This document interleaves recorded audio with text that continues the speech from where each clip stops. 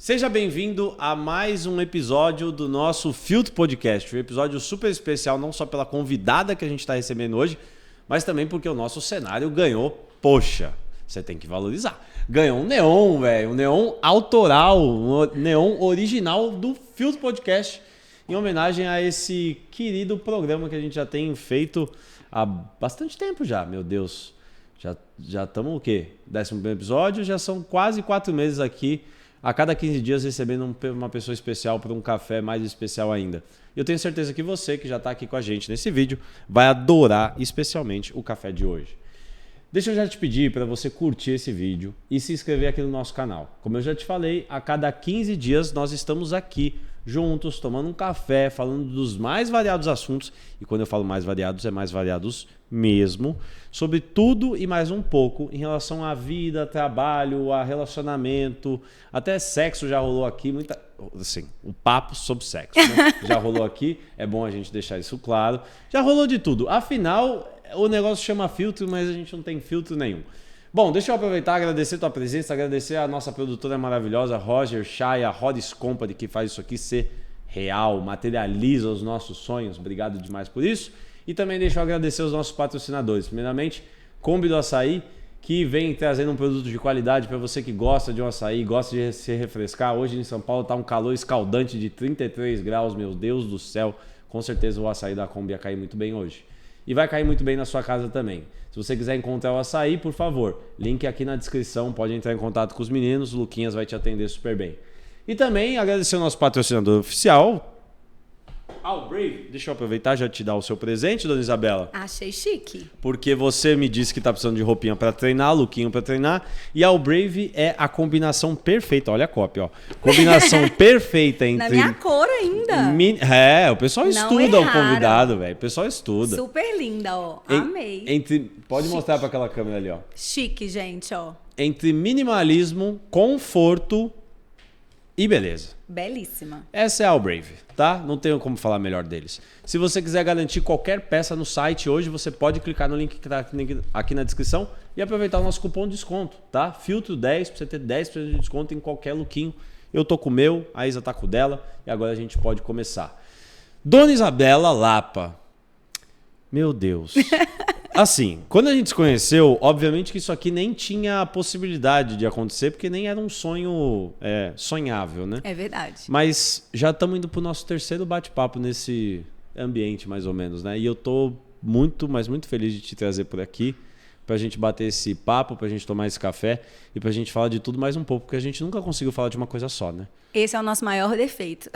Ou a nossa maior qualidade. Só pra você ter uma ideia, eu estava com Isa hoje almoçando. Nosso almoço durou 3 horas. A gente não parou de falar e a gente está começando a gravar agora, mais umas poucas horas aqui falando.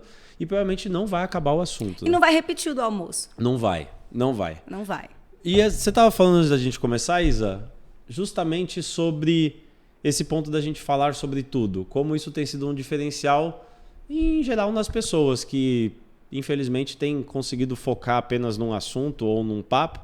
E eu já quero te pedir para se apresentar também e já entrar nesse assunto sobre conversas inteligentes, talvez, que envolvam vários temas ao mesmo tempo. Então, estou muito feliz de estar aqui, porque a nossa história no digital é quase que junta. Exato. Né? Te descobri muito no início, eu também estava muito no início, então é sempre bom acompanhar seus projetos. E esse, então, eu acho que é o seu projeto mais especial. Então, estou muito feliz. E assim, eu tenho uma dificuldade enorme de começar e terminar um assunto de forma sequencial. Porque pensa, se eu tenho uma ideia e você tem outra, é inevitável que no meio dessa conversa surja um tema e a gente precisa desviar para falar dele e depois voltar. Uhum. Isso se chama ter uma construção das suas histórias, de repertório, de informações, de contextos que você consegue trazer para todos os ambientes.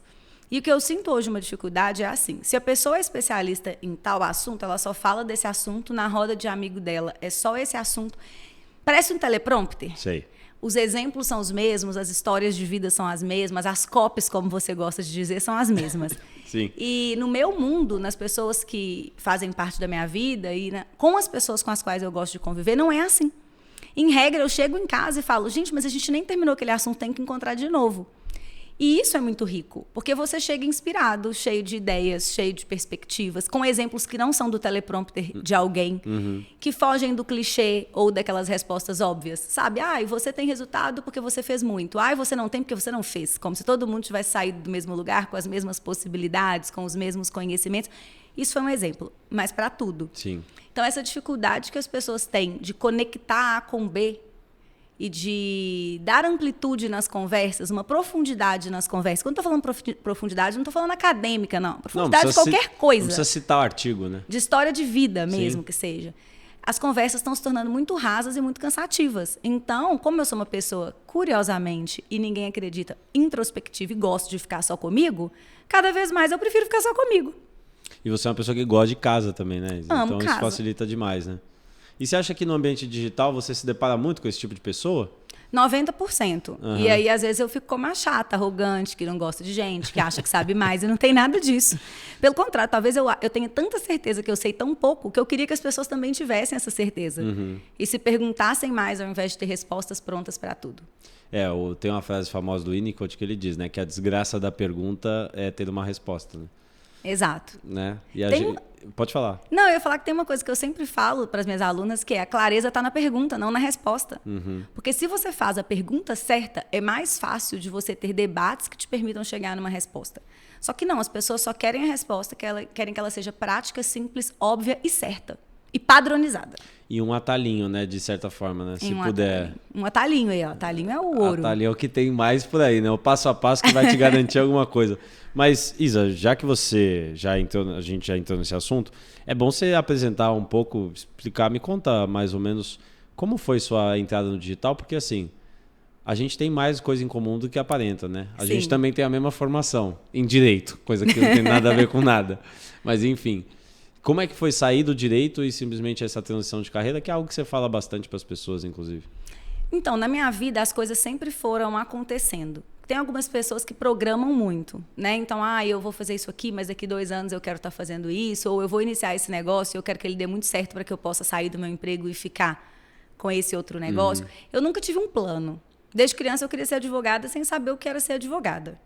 E aí me tornei advogada, entrei na administração pública, não tenho nenhum trauma do direito, nenhum arrependimento de ter feito direito, mas quando eu me formei, eu percebi que eu estava lendo muito pouco, uma coisa que eu sempre fiz, desde criança, eu sempre li muito. Então, quando literatura eu falo... mesmo. Literatura. Então, quando eu falo lendo muito pouco, eu estava fazendo uma faculdade de Direito, então eu passei 5 anos lendo livros jurídicos. E estava completamente desconectada da literatura. E aí eu falei com uma amiga assim, gente, vamos montar um blog de literatura? E a gente montou um blog, na época não tinha nem rede social, era blogspot.com. Nossa Senhora. Velha, né? Isso entrega um pouco a idade. Que ano que é isso? Não sei, eu sou péssima com ano, mas como diz minhas amigas, já postou no Fotolog, é tipo isso. Caramba, velho, Blogspot, malandro. E aí esse blog foi crescendo, tendo uma visibilidade, e as pessoas começando a elogiar, que a gente escrevia super bem e tudo, eu e a Kelly, minha amiga. E aí nisso vieram as páginas do Facebook. Muito rápido a gente teve uma página de Facebook muito grande. Depois veio o Instagram. E aí a gente criou uma página do nosso blog, que aí já tinha domínio, já não era mais Blogspot, no Instagram. E nisso eu era formada em Direito, atuava com a administração pública, mas aí decidi que eu gostava muito de Minas e queria fazer um perfil, na época já direto no Instagram, sobre cultura, gastronomia, turismo em Minas, que chamava Coisas de Mineiro, chama, né? E aí nesse meio tempo, cada dia uma pessoa me propunha um trabalho de freelancer. E eu só era convidada, acho que a gente já falou sobre isso, eu só era convidada como freelancer nesses trabalhos porque eu escrevia bem. Sim. Ou seja, eu era advogada, mas a minha habilidade era escrever bem. E eu estava na prefeitura, mas sempre adorei um plano B. Então, eu aceitava todos esses planos B e fui descobrindo o universo do marketing, de relação com o influenciador. Tudo de maneira totalmente não planejada. Só que sou muito interessada. Aí eu entrei no MBA em marketing, fiz MBA em jornalismo, fui fazendo todas as formações técnicas necessárias por hobby e continuei no direito. Só que aí, como se diz, para a gente fazer um resumo, as coisas foram acontecendo, eu entendi que nessa área eu poderia ser muito mais criativa, muito mais dinâmica, conectar muito mais projetos, fazer coisas que me deixavam mais feliz, que o direito estava me deixando naquele período. É isso que eu ia te perguntar. Você via que você podia ser mais feliz? Eu tenho certeza que eu via. A começar que eu via um caminho para não ter horário fixo. Porque eu acho que isso eu peguei a veia da minha mãe. Eu nunca liguei de trabalhar muito, você sabe. Pelo contrário, eu sempre liguei de trabalhar pouco. Meu pé workaholic é bem grande. Porém, eu nunca gostei de ser engessada num lugar e num horário, porque produtividade não tem relação com o horário. Sim. Então, eu ia para a prefeitura todos os dias? Ia. Perdia a hora algum dia? Nunca.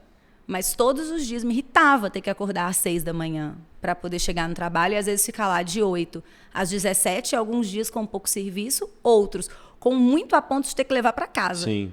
E aí, no dia que tinha pouco, tinha que ficar lá, fingindo que estava sendo produtiva. Entendeu? Sabe aquela coisa de abre o site do Tribunal de Justiça, abre um site de roupa, se vem alguém, você troca, porque você não tem nada para fazer no site do Tribunal de Justiça? No servidorismo público, quando eu estava no Tribunal de Justiça, eu entendi que basicamente tudo que você podia fazer num dia, você tinha que diluir numa semana. Exato. E não é só na administração pública, sim. O emprego CLT também. Tem isso também, porque sim. nenhum lugar tem demanda para 8 horas por dia. Entende? Quando tem, então você tinha que ter mais pessoas na equipe. Sim. O que aí não acontece, né? Então, assim, aí a pessoa fica realmente muito sobrecarregada. Então, no meu caso, tinha períodos sobrecarregados desses, aí levava o serviço para casa, mas não ganhava hora extra. Entendeu? E outros com muito tempo livre sentada numa sala, cronometrado, que horas que chega, que horas que vai embora, que horas que bate o ponto. Ilimitado, né? E você é limitado ao ponto. Sim. Então, aquilo não fazia sentido para mim. Então, quando eu comecei a perceber no marketing uma possibilidade de não ter horário fixo, foi o primeiro ponto. Nem pensava que eu poderia ganhar mais, eu pensava que eu teria mais liberdade geográfica. E fui entendendo isso também, uma coisa mais criativa, mais leve, mais dinâmica. Porque o direito é muito legal, mas a sensação de que você não vê o fim das coisas também era uma sensação que era incômoda para mim. Porque às vezes você iniciava um processo, eu saí da prefeitura, um tanto ficou lá e eu não vi o resultado. Então, se eu estivesse lá até hoje, talvez eu não teria visto o final de vários Pela ainda. demora, né? Então, eu fui percebendo que eu seria mais feliz se eu migrasse. Mas eu não tomei a decisão só por ser mais feliz. Foram acontecendo coisas, eu fui ficando cansada, desgastada emocionalmente. Então, assim, não foi lindo. Ai, que lindo. Ela decidiu ser mais feliz e foi. Sim. Mas eu já mapeava que eu poderia ser mais feliz. E tem uma romantização desse lance da transição de carreira, né? Que talvez a gente devesse rebater um pouco, né? Porque não é romântico. Não tem romantismo nenhum. Né? Vou largar tudo e viver do meu sonho. Se sonho pagasse conta, meu amigo. Pois é. Mas quais foram os sinais, Isa? Porque você teve que tomar uma decisão uma hora. Os sinais, eles foram muito associados à área. Eu estava numa área que a cada 4 anos tem eleição. Então, eu já tinha mapeado ali que a cada 4 anos eu viveria um inferno. Isso é uma característica de todo mundo da área jurídica? Não, era uma característica da sua aí, específica. Da minha, né? Que era a administração pública. Então, eu notei que aquilo era extremamente desgastante, porque a cada 4 anos eu teria embates que eu não estava disposta a ter. Eu era nova, só que se você me conhecesse naquela época, você ia achar que eu tinha 60 anos. Então, tanto desgaste mental. Né? E aí, esse foi um ponto. O segundo ponto foi esse da liberdade geográfica. O terceiro ponto realmente foi perceber que eu poderia crescer muito mais em ideias, em conexão com pessoas, se eu não tivesse no direito. E aí, quando me perguntavam assim, mas por que você não larga a administração pública e vai atuar com o direito privado? Aí eu vou te ser muito honesta. Eu nunca quis ganhar R$ 1.500 para trabalhar no escritório. E, na época, a realidade é essa. Não vou falar de hoje, porque hoje eu não sei. Eu também não faço ideia, mas, olha, não imagino que tenha melhorado muito. Exato. E aí eu pensava assim, não faz sentido nenhum. Né? Eu não vou ganhar R$ 1.500 no escritório, nada contra isso, e pode ser um modelo de vida que muitas pessoas querem. Mas eu vislumbrava outras coisas. E aí foi acontecendo. Então, eu saí de um primeiro emprego de 8 horas. Só que assim, gente, eu tô contando um resumo. Para sair do primeiro emprego de 8 horas, eu chorei. Lógico. Achei que minha vida ia acabar. Não, e é muito solitário esse processo. Né? Aí fui para o emprego de meio horário. Então, eu troquei de prefeitura para um emprego de meio horário. E aí, nesse emprego de meio horário, eu falei, bom, já que agora eu tenho a tarde, eu não vou ficar à tarde à toa. Então, eu vou à tarde juntar os meus contatos, tentar ter os primeiros clientes para o meu negócio, migrar minha vida e ver o que dá. Então, aí eu fui migrando minha vida e quando eu saí desse emprego de meio horário na área jurídica, eu já tinha uma quantidade de clientes que funcionava. Então, assim, foi uma transição que aconteceu no aspecto financeiro de forma muito saudável, porque eu nunca nem precisei gastar meu acerto, vamos dizer assim. Mas no aspecto emocional, não, porque tem cobranças, tem as pessoas da família que falam que você vai largar para trás tudo que seus pais fizeram por você. Você não tem objetivo. Na época, você vai viver de postar na internet? Não era o que é hoje. Sim. Então, a noção das pessoas... Se hoje tem um preconceito ainda, imagina naquela época, né? E era horrível, sabe? E aí, a sensação de iniciar numa nova carreira e se sentir uma fraude na nova carreira. Então, tem tudo, gente. O que mais teve foi choro. E é um choro sozinho, né? Solitário, porque a transição é só você que vive, né? Por mais que as pessoas te apoiem, que eu tive esse privilégio, né? ainda assim, a decisão está na sua mão. E as pessoas te apoiam, mas a pressão é sua. E você acha que para quem quer transitar, e você lida muito com isso até com as suas alunas e mentoradas, né? Muito. Eu imagino que sejam pessoas que também tiveram uma jornada parecida com a sua. Que Muito. recomendação? Se a pessoa pedisse assim, Isa, me diz uma coisa que eu preciso levar em consideração, já que eu quero transitar de carreira. Me dá esse conselho, Isa, porque eu já estou na quarta transição de carreira, sei lá que transição que eu tô. Eu não vou te dar um conselho, eu vou dar uma percepção que eu tenho. Sim. A primeira coisa é você entender que você não vai trabalhar com o que você ama, você vai trabalhar. Se você amar, é uma sorte. Porque o grande erro que eu vejo, eu amo o que eu faço, não é isso. Mas é romantizar esse amor ao que faço. Sim. Porque eu amo o que eu faço, então eu não posso vender. Eu amo o que eu faço, então eu não posso cobrar. Eu amo o que eu faço, então eu não vou fazer, por exemplo, vou dar o exemplo mais idiota, eu não vou postar no Instagram, porque eu amo fazer bolo. Só que se você só quer fazer o que você ama fazer, você não tem um negócio. Porque você passa 90% do tempo fazendo o que você não ama para 10% do tempo fazer o que você ama. É por isso que a gente trabalha, exato. Então, é não romantizar o trabalhar com o que ama. É entender que o resultado você ama. E para você ter o resultado que você ama, o processo, você não vai amar. Sim. Até você poder delegar umas partes e não precisar tanto E daquele ficar processo. com a parte que você mais ou menos gosta. E né? mesmo assim, delegar não é delargar. Sim. Então, você vai continuar tendo que acompanhar. Cara, eu olhava muito assim o tribunal. Eu falava, cara, eu não gosto necessariamente do trabalho, mas ele me dá tantos benefícios, o financeiro é um, que me condiciona a encontrar a felicidade fora da vida laborativa, né? Fora do trabalho exatamente. Então, pô, eu tenho férias, eu tenho uma graninha para poder viajar. Eu que a galera quer viver feliz 24/7, né? Inclusive na hora que inclusive na hora que tá trabalhando. Exato. E tem uma coisa que eu gosto muito de falar sobre transição, porque a gente tem muitas pessoas que julgam tudo. Isso aí tem mesmo. É uma coisa que eu penso muito. Todos nós estamos em transição todos os dias. Por quê? Raciocina comigo. A gente está num mundo que a gente tem inteligência artificial. Robôs dão resposta. Robôs dão laudo médico. Né? Nos Estados Unidos, a gente já tem testes de robô dando sentença judicial. Sim. Então, existe transição até para o juiz. Olha que curioso. Porque nós estamos sendo substituídos por máquinas. Então, o que isso quer dizer? Obviamente, eu não estou falando que amanhã a gente vai ter um tanto de robô andando pela Terra. Não é isso. Mas você pode estar numa transição dentro do tribunal. Com a chegada de certas tecnologias, com a chegada de soluções que, às vezes, você, humano, não consegue dar. Sim. Então, uma pessoa que trocou de carreira, ela está em transição, como foi o meu caso. Uma pessoa que tem a própria carreira há 20 anos e não precisava do digital e hoje precisa, também está em transição. Uma pessoa iniciando a vida profissional está em transição, porque a carreira que ela vai entrar hoje, possivelmente daqui a uns anos não vai mais existir. Sim, sim. Então, se a gente não parar de julgar quem está em transição e não começar a entender que todos nós estamos, nós vamos perder muitas oportunidades, porque o mundo, na minha visão, cada vez mais é um mundo de habilidades e não de formações. Estou falando que a gente não precisa de formação? Não. Mas eu estou falando que eu não sou o direito, nem você. Sim. Nós somos o conjunto das nossas habilidades de comunicação, de leitura, de argumentação, de conexão entre pessoas, cada um tem a sua. Não, isso tem muito a ver com como a gente começou a trabalhar junto, né? Porque Exato. Basicamente o que a gente fez foi, a Isa era minha chefe, tá? Pra você saber. A Isa me contratou, minha chefe. Nunca fui chefe de ninguém, mas as pessoas insistem em falar isso. Mas é que ela é a boss, velho. Ela é a boss. ela era a boss do nosso time.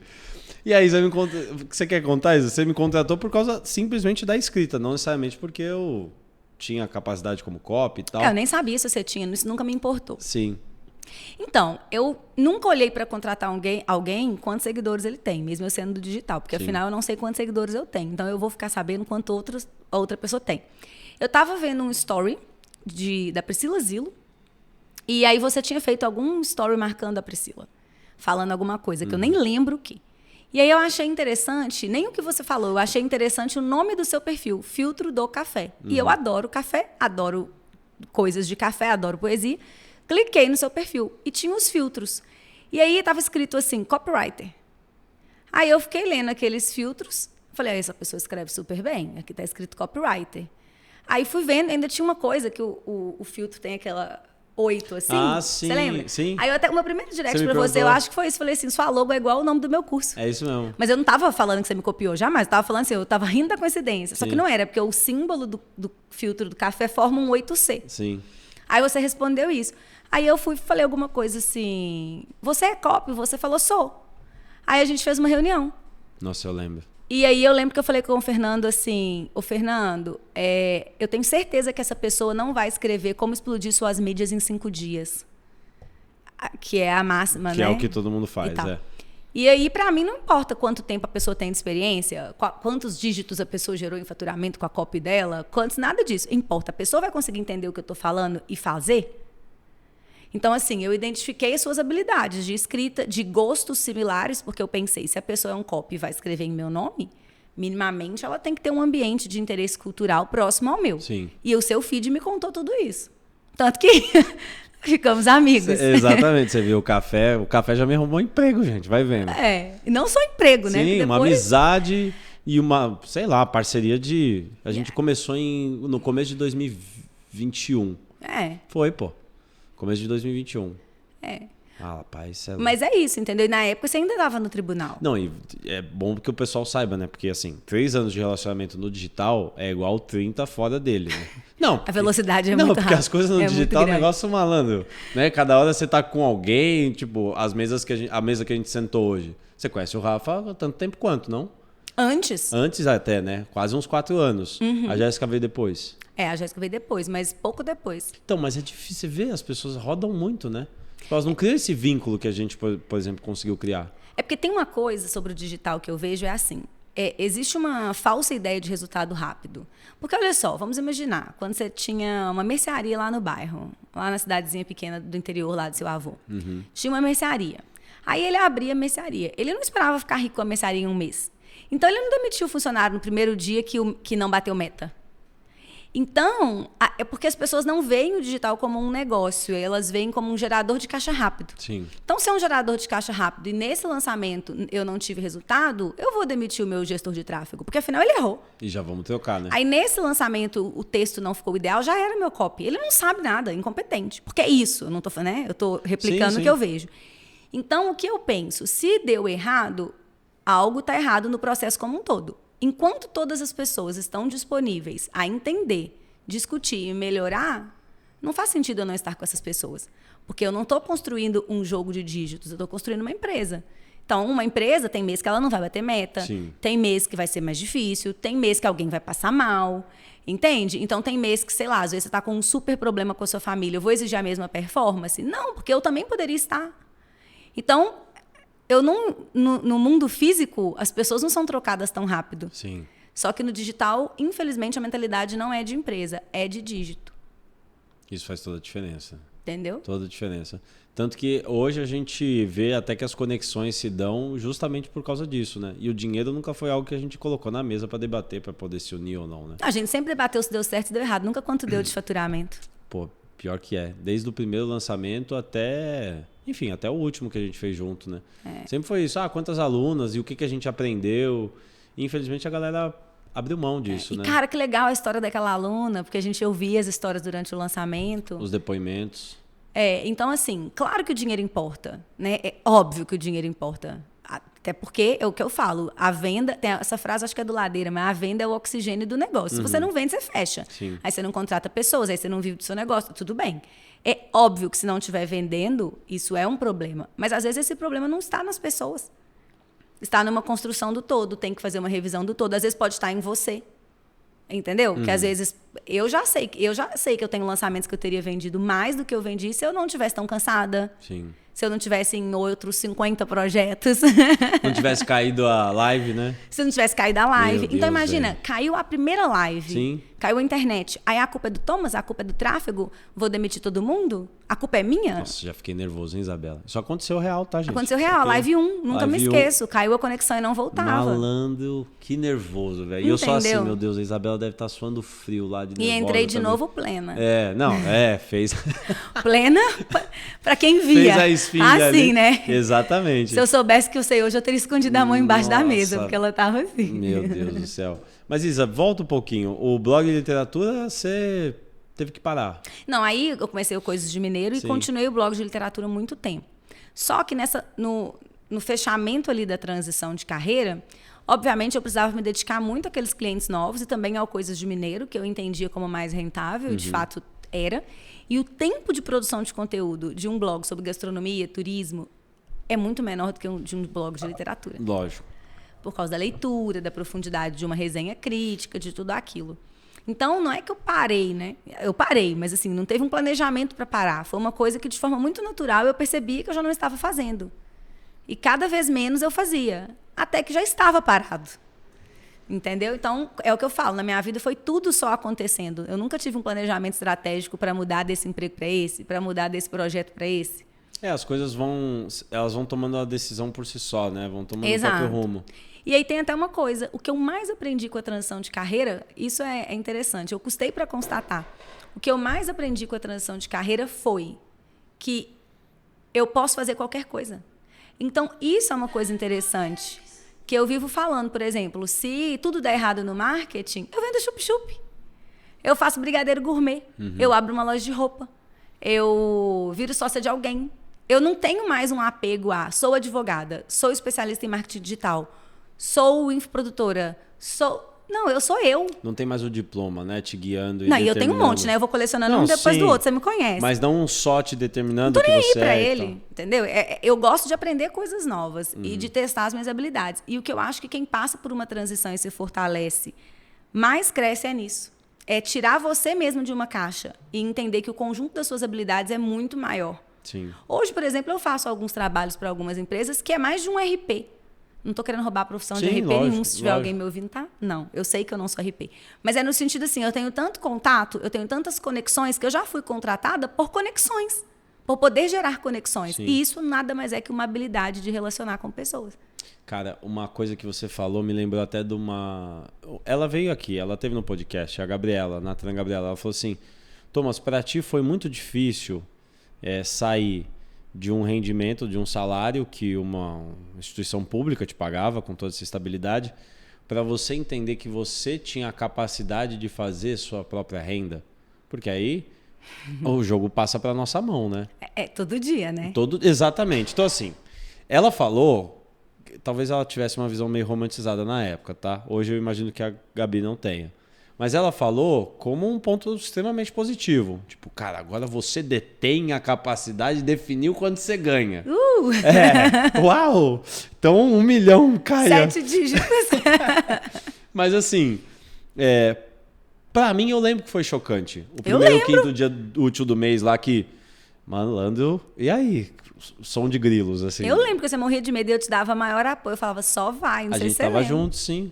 Mas pra ti houve uma diferença muito grande? Porque você nunca foi assalariada, né, Isa? Depois da... Nunca fui. Não, né? Não.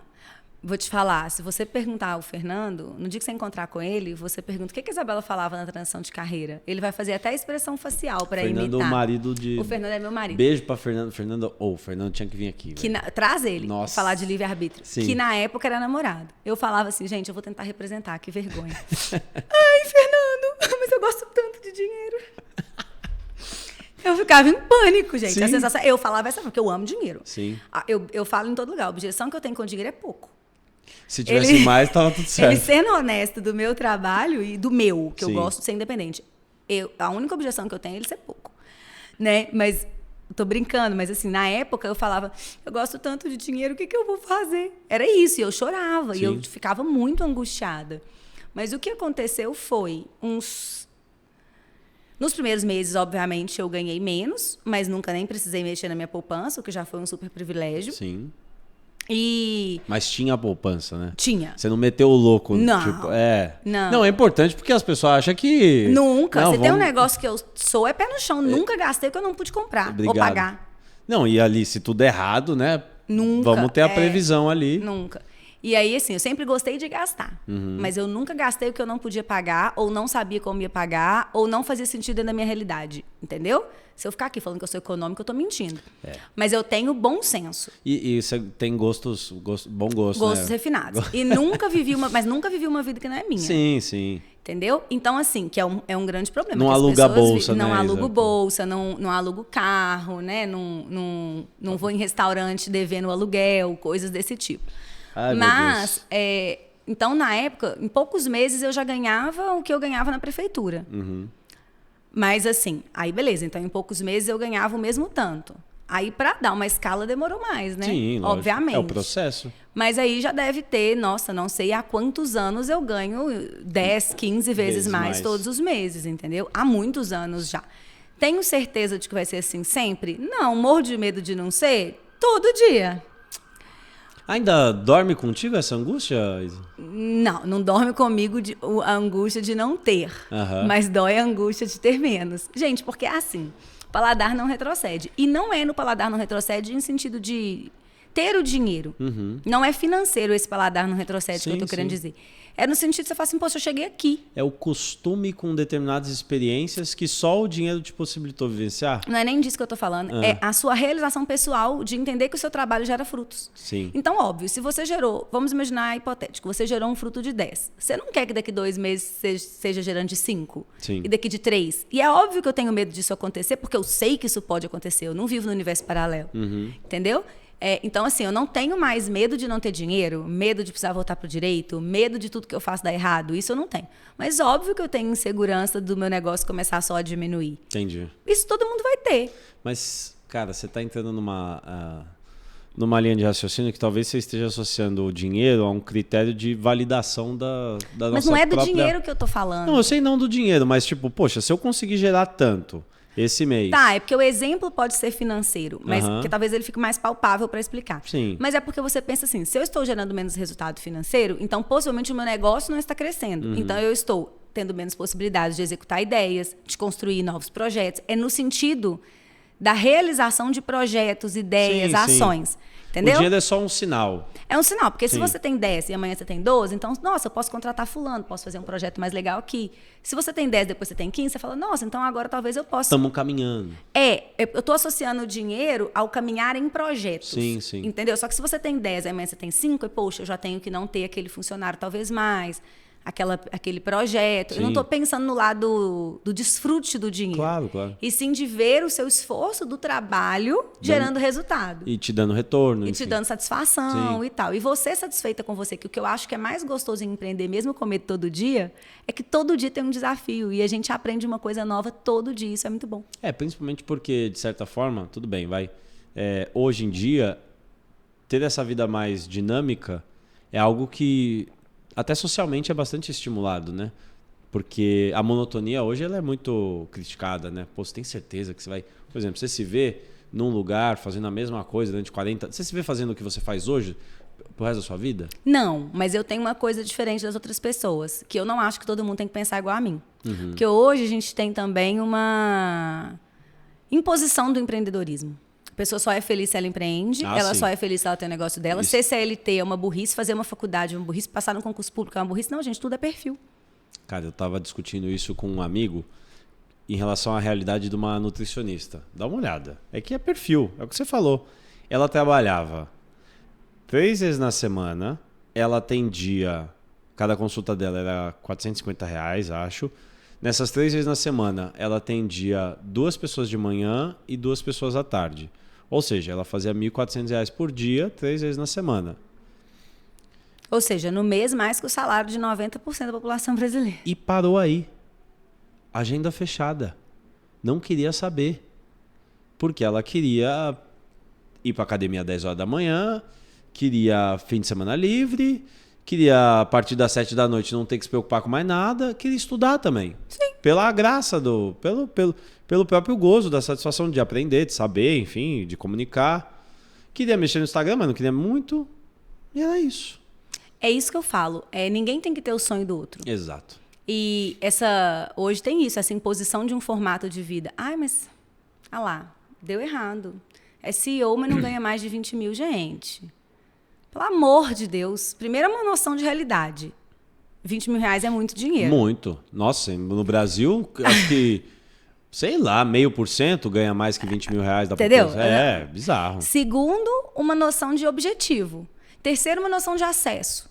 Porque, veja, cada um tem um objetivo e cada ambiente te dá um acesso. E o que isso quer dizer? Às vezes, o CEO de algum lugar ganha 20 mil e você lá, empreendedor com seus 10 milhões, tá rindo dele.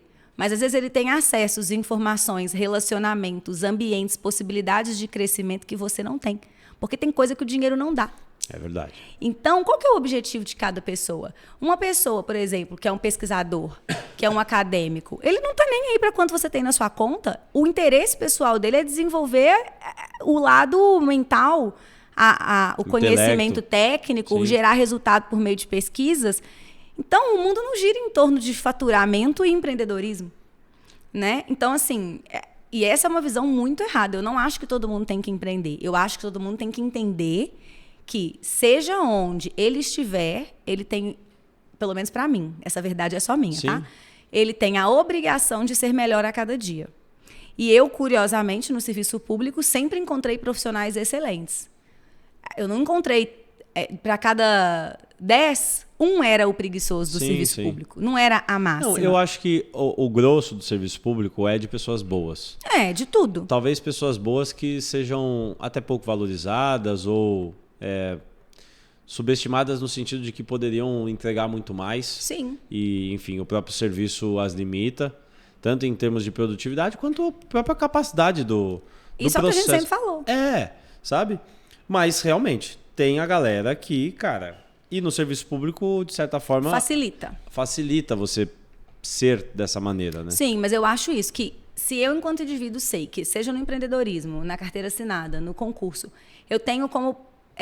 para mim isso, sabe? Uma meta minha, ser melhor cada dia, aprender algo novo cada dia, servir mais cada dia, eu vou ser realizado no lugar que eu estiver. Porque eu estou me desenvolvendo. E já tem algumas pesquisas que mostram isso. Muitas vezes, as depressões e as insatisfações das pessoas não estão com o salário.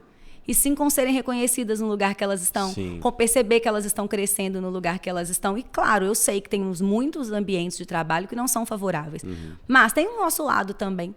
Então, da gente se manter estimulado, da gente procurar se desenvolver. Porque pensa, eu aprendo um tanto de coisa, não sou melhor que ninguém, mas eu aprendo um tanto de coisa que eu não preciso aprender. Porque eu gosto. Então, é algo pessoal. Então, eu não precisava ter um estímulo no meu ambiente de trabalho para continuar aprendendo. Eu gosto de aprender aquilo ali. Então, eu fazia por mim. Então, quando eu estou me realizando comigo, eu não preciso buscar tudo isso no trabalho. Só que eu me torno melhor no trabalho. Então, assim, se a gente colocar como um compromisso se autodesenvolver, eu acho que muda muita coisa. É que no trabalho tem uma métrica mais palpável, né? Mais palpável. Por exemplo, como é que eu vou medir que eu sou um melhor filho? Tipo, digo, nos papéis que a gente exerce fora do trabalho, né? Sim, mas eu acho que é isso. Uma coisa que eu ia te perguntar, Isa, porque assim, já que a gente falou de carteira assinada, concurso, CLT, papapá, não sei o quê, o seu marido, o Fernando, ele é totalmente de um outro ambiente. Federal. E você vê uma mudança de perfil gigantesca assim entre vocês? Nenhuma. Só no quanto gosta de ganhar dinheiro. Ah, sim. Justo. Eu, na minha visão de quem tem o próprio negócio, eu quero sempre desenvolver financeiramente também. Na visão do meu marido, ele quer sempre se desenvolver intelectualmente, profissionalmente, gerar mais resultado no ambiente de trabalho que ele está, independente do salário. Sim. Ter outros projetos, fazer novas pesquisas, acessar novos profissionais da área. Mas ele quer ter a vida dele com horário de trabalho, chegou em casa, no sábado tudo bem, a não ser que tenha eventualmente vai ter alguma coisa específica, sim. Mas ele quer um modelo de vida onde ele tenha mais qualidade de vida e isso para ele é mais tempo. Então, nós temos modelos de vida completamente diferentes, mas ninguém é mais trabalhador que o outro. Sim, com certeza. Mas eu digo, a pergunta é no sentido de conciliar essas questões que eu sei que em muitos casais é irreconciliável. Na verdade, acho que tem muita gente... Ele mudou a pauta. Não, sabe por quê? Porque assim... Eu segui a pauta, ele mudou a pauta. Mas eu falo dessa pauta tranquilamente. É porque vocês são uma referência de relacionamento pra mim. E você sabe que eu já falei bastante de vocês em relação a uma coisa que você me disse uma vez, cara, que eu achei sensacional. Aí, meu psicólogo fala que eu tinha que ter um perfil de relacionamento. Cara, sério. Não, conhecer Isa e Fernando faz você se relacionar melhor com... Seja lá, se você tá namorando, se você tá solteiro, se você tá casado... Porque é uma referência mesmo. Tem uma coisa que você me ensinou que eu nunca esqueço. Dentro do digital, é fato, a gente tem o palco e o bastidor. Por exemplo, vamos usar o nosso exemplo aqui. Somos o palco, estamos na frente das câmeras e temos os nossos bastidores aqui, Roger e Chay. Todos nós temos o mesmo nível de importância. Total. E todos nós temos nossas funções que fazem com que isso aqui aconteça. Sem nenhuma peça, sem alguma peça aqui, essa engrenagem está cagada. Funciona. O que você me ensinou em relação a relacionamento? Foi uma analogia que eu não sei se você lembra. Não, eu não lembro. Eu tô até com medo. Mas eu vou te contar que dentro da relação existe o momento de um e do outro, ou eu que talvez tenha criado essa analogia depois do que você me falou, mas o insight veio de você. Eu sei, agora eu já sei. Que dentro da relação tem o momento do palco e do bastidor. E aí eu vou te dar um exemplo. O Fê, último ano de doutorado, o palco era dele. E você que me falou isso. O palco era dele no sentido de, cara, ele tá no momento decisivo da carreira dele. Né? Ele precisa de mais tempo, ele precisa de mais casa, ele precisa de mais paz. Eu não vou ficar chamando ele para viajar. Eu não vou chamar ele para viajar porque vai fazer mal para ele não poder me acompanhar e ele vai se esforçar e ao mesmo tempo ele vai se cobrar porque ele não vai estar estudando quando ele poderia, etc. Pô, talvez eu vou tirar um pouquinho o pé, porque eu entendo que seja o momento do palco dele. Uhum. E, cara, essa inteligência, eu já conversei com amigos dizendo isso e falando assim, o problema de vocês é que vocês quer ser palco e bastidor ao mesmo tempo e ninguém quer ceder um pouquinho. Entendi. A analogia eu nunca ia lembrar que eu já te falei isso, mas agora eu entendi. Você começou a falar desse negócio e aí depois eu bolei porque eu tive que dar esse conselho pra alguém, entendeu? Alguém me perguntou e eu falei, cara, isso é a Isabela, velho. É porque é o seguinte, é muito complicado falar isso porque eu parto da premissa do meu relacionamento. E o que eu entendo que é uma exceção da exceção, a gente sabe. Mas o que eu entendo no meu relacionamento? Que eu estou com uma pessoa que ele é um indivíduo. E eu sou indivíduo. E dois indivíduos escolheram estar juntos. Então, não existe essa de uma pessoa. Não, nós não somos um. Pessoas, nós somos dois que escolhemos ter uma vida juntos. Então, são dois sonhos diferentes, dois objetivos diferentes, duas vidas diferentes que vão ter que se conectar. Sim.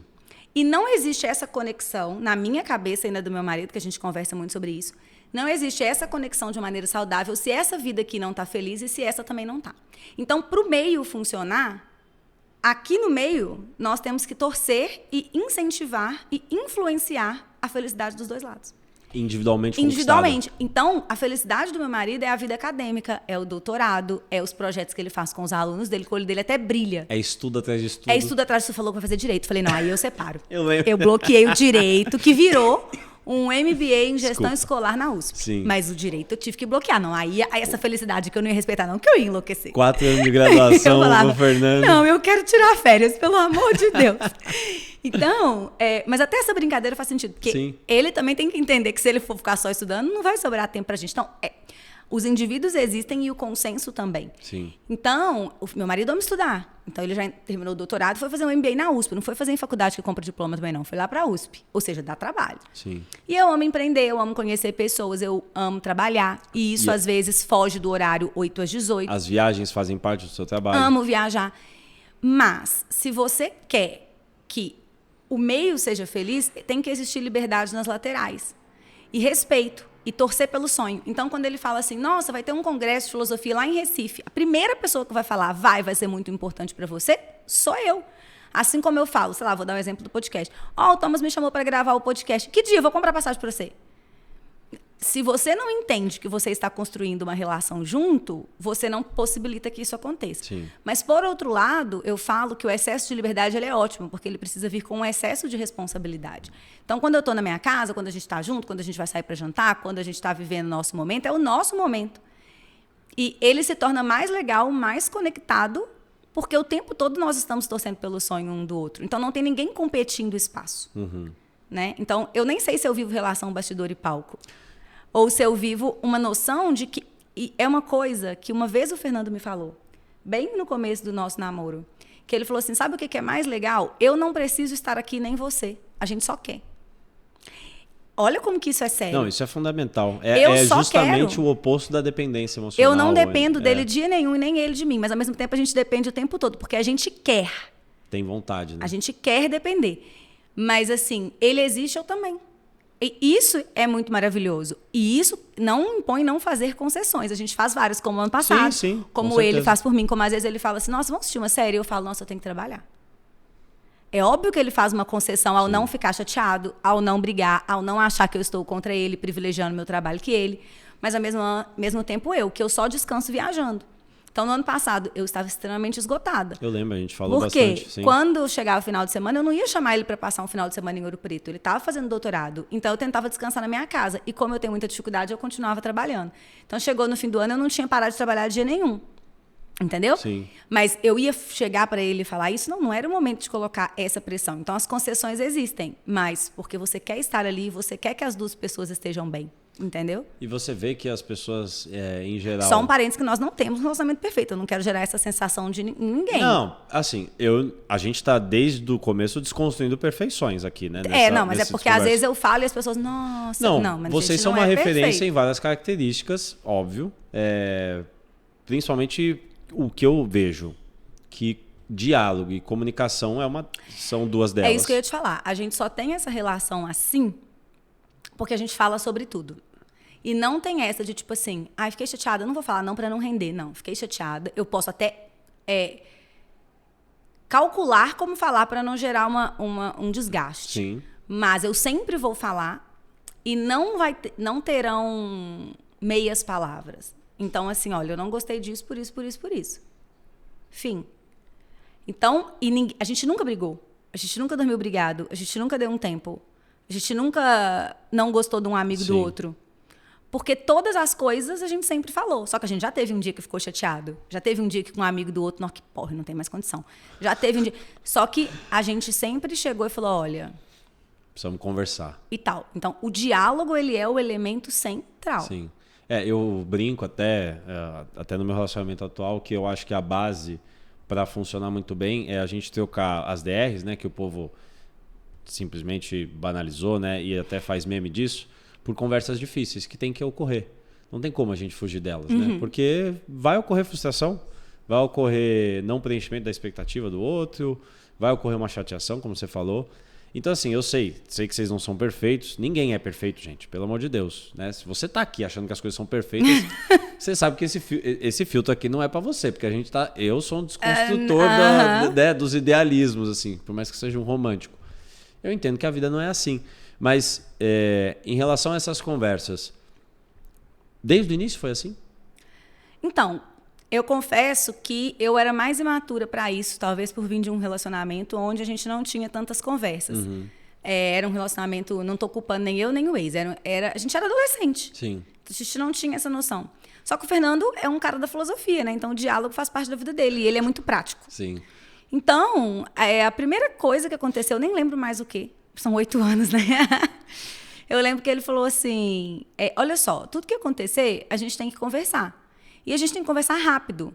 Porque não dá para depois acontecer uma coisa no futuro e falar assim, porque lá um dia... E trazer... Minha mãe chama isso de carregar na fralda. Carregar na fralda. Exato. Então, se acontecer uma coisa, a gente tem que falar dessa coisa agora. E muito rápido no nosso namoro, aconteceu uma coisa envolvendo uma conhecida em comum. E essa pessoa me destratou muito em um período de tempo muito curto e foi muito desagradável. E aí, quando aconteceu isso, imediatamente precisou existir uma conversa difícil. Só que foi a melhor conversa difícil. E ali, dali pra frente, eu entendi, tipo assim, todas as conversas difíceis vão acontecer. Sim. E eu acho que isso é tão natural pra gente que a gente nem chama de conversa difícil. A gente fala assim, aqui, deixa eu te falar um negócio. Muito natural. Sim, sim. Sabe, claro que tem vezes que na hora que termina essa conversa difícil, você precisa daqueles 5 minutos, um vai tomar um café, o outro vai ficar ali no quarto lendo um livro, jogando joguinho, sei lá. Que é um respiro até pra pensar no que foi conversado. Sim. Mas eu acho que ter conversas abertas, não são nem difíceis, e reais, porque eu vejo isso muito. Por exemplo, eu nunca liguei para uma amiga minha, nunca. Isso é curioso. E falei assim, aqui, não sei como é que eu falo isso com o Fernando. Aí tá acontecendo isso aqui em casa, mas eu nunca. Porque eu simplesmente só cheguei com ele e falei. É muito mais simples, né? É muito mais simples, não dá tempo de eu ter que pedir a opinião de alguém. Então, isso também é uma coisa que eu acho que favorece muito o relacionamento, é não ter opinião de terceiros. Você acha que tem muita gente que vai buscar fora... Vai, e não é que tá errado, tá? Porque a gente pode e deve ter com quem contar. Lógico. Referências, Principalmente eu, a pessoa que mais tem amigo na vida, eu vou falar que você não pode ter com quem contar. Sim, com certeza. Mas é porque tem coisas que só dependem do seu critério. O critério do que é um relacionamento saudável para cada um é diferente. Então, por exemplo, eu sei que tem amigas que têm relacionamentos maravilhosos, super saudáveis, que eu acho incríveis, que eu sou fã, mas que não saem separado. E é lindo do jeito que eles vivem. Funciona para eles. Né? Então, só que você nota que se eu for pedir uma opinião de algum problema do meu casamento para essa pessoa, ela vai falar assim, talvez, e com a melhor das intenções. Mas é porque eu acho que, às vezes, vocês têm muita liberdade. E, cara, isso rolar. pode me pirar. Sim, sim. E, às vezes, não é o meu modelo. Então, é nesse sentido. Não que a gente não possa contar com as pessoas. E aí vem uma coisa que eu aprendo muito com o Fernando. E eu tenho dificuldade, mas eu tento levar. Muitas vezes, quando a pessoa conta uma coisa pra gente, eu tenho tentado fazer isso muito. Ela conta. Porque aí aconteceu tal coisa, eu falo, nossa, e o que você está pensando? E não o que eu acho. Isso é um grande aprendizado para você ser amiga também. Porque, às vezes, o que você acha não se encaixa na minha vida. Então, é muito melhor você me dar a oportunidade de confabular o que eu estou pensando. E deixar ele falar e Muitas vezes a gente não perguntar precisa sobre falar. o que ela fala, né? Só ouvir, Sim. entendeu? Para você tentar chegar num consenso que é bom para a pessoa. E o Fernando que me ensina muito isso. Porque às vezes eu falo assim, nossa, aí fulano me falou tal coisa. Não sei o que eu falo, porque coitada. Ou porque eu fiquei preocupada. E aí ele fala, Bela, não fala. Pergunta o que ela acha. Isso em tudo, seja no trabalho e tal. E aí isso tem me ensinado, sabe? Porque às vezes a gente acha que ser útil para a pessoa é dar a nossa opinião. E às vezes é só ouvir e deixar a pessoa raciocinar na opinião dela. Sim. Nossa, isso é bem da psicanálise, hein? Bem, Fernando, hein? Fernando ia ser um baita psicanalista, com certeza. Mas o que ele ia ser bom, né? Um monte de habilidades também, o Fernando. Né? Gestor de tráfego, filósofo... Gestor de tráfego é meu sonho, mas ainda não chegou, não. Mas você entende? Entendo, lógico. Eu acho que Faz muito todo de dar sentido. certo é a conversa. E você acha que isso te mudou muito no próprio trabalho? Muito. Muito. Tipo, você tem conversas difíceis no trabalho? A gente já teve alguma? Não. Não, né? É isso, assim. Eu acho que eu tenho uma facilidade tão grande de relacionar com as pessoas que não gera tanto conflito. Entendeu? Agora, eu tenho uma dificuldade muito grande de chatear as pessoas. Então, por exemplo, se tivesse chegado um dia que eu precisasse te demitir, meu mundo ia cair. Eu não sei, eu tenho esse tipo de dificuldade. Não, eu vi a tua dificuldade pra falar, porque assim, gente, normalmente a gente faz ao vivo 7 horas e tal, só que a nossa querida Isabela tem um voo, porque... Ela entendeu errado o horário do programa. Eu importei ela de Minas Gerais, vocês não estão entendendo. Não, né? você não está entendendo. Eu falei assim, 16, você respondeu 19, e eu continuei com 16 na cabeça. Isso é coisa de gente que faz com muita coisa, sabia, Isa? Nunca tá prestando atenção. Cara, eu me pego assim, velho. Tem gente que me fala, mas não, você não falou isso pra mim. Não, falei, velho. Nós falamos, tá aqui. Puta, cara, então provavelmente eu que errei mesmo. Por isso que eu já absorvi a mensagem de que eu não concordo comigo mesmo na maioria das coisas que eu falo. Ainda bem, que ótimo. Né? A boa da psicanálise é que ela tem me trazido esse lugar, assim, de não sei, ótimo. E não vou saber. E não vou saber. Vamos continuar perguntando?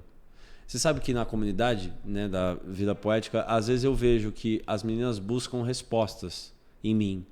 E eu não dou nenhuma. E aí entra uma síndrome do impostor, tá? Tipo, caramba, mas será que eu não tinha que dar um caminho para essa pessoa que tá me procurando? E depois eu volto pros meus professores até que me ajudam muito nesse sentido e vejo que não. E acho que a gente também sempre foi assim, tipo, eu não tenho uma resposta pro próximo dígito do lançamento, mas a gente vai construir um caminho para tentar chegar lá. E vamos fazendo as perguntas certas para tentar chegar lá, né? Você acha que nas conversas difíceis também, talvez as pessoas estejam procurando muitas respostas, quando na verdade elas podiam estar fazendo perguntas? Eu acho que elas estão procurando muitas respostas e muitas vezes elas estão querendo estar certas. Entendeu? Isso é uma treta. E isso é uma coisa sobre mim que é curiosa, porque como eu tenho a personalidade muito forte, eu já notei que tem gente que tem medo de me falar uma coisa e eu não gostar como se eu quisesse estar certa. Só que eu nunca quis estar certa. Eu não tô nem aí se eu tô certa ou se eu tô errada, eu só quero entender o que tem que ser feito. Mas você vai falar que não concorda. Mas o meu tom de voz é forte, então quando eu falo parece que eu quero estar certa. Só que não, às vezes eu tô doida pra você me falar, Isa, isso aí tá tudo errado. Sim. Entendeu? Mas isso aí é um problema que eu tô tratando na fome. Mas eu acho isso, as pessoas elas querem estar certas e não conseguem falar de maneira clara o que elas querem. Então vai gerando um tanto de... Entendeu? Conflito, de conflito. Sim. Você acha que a pessoa, ela também...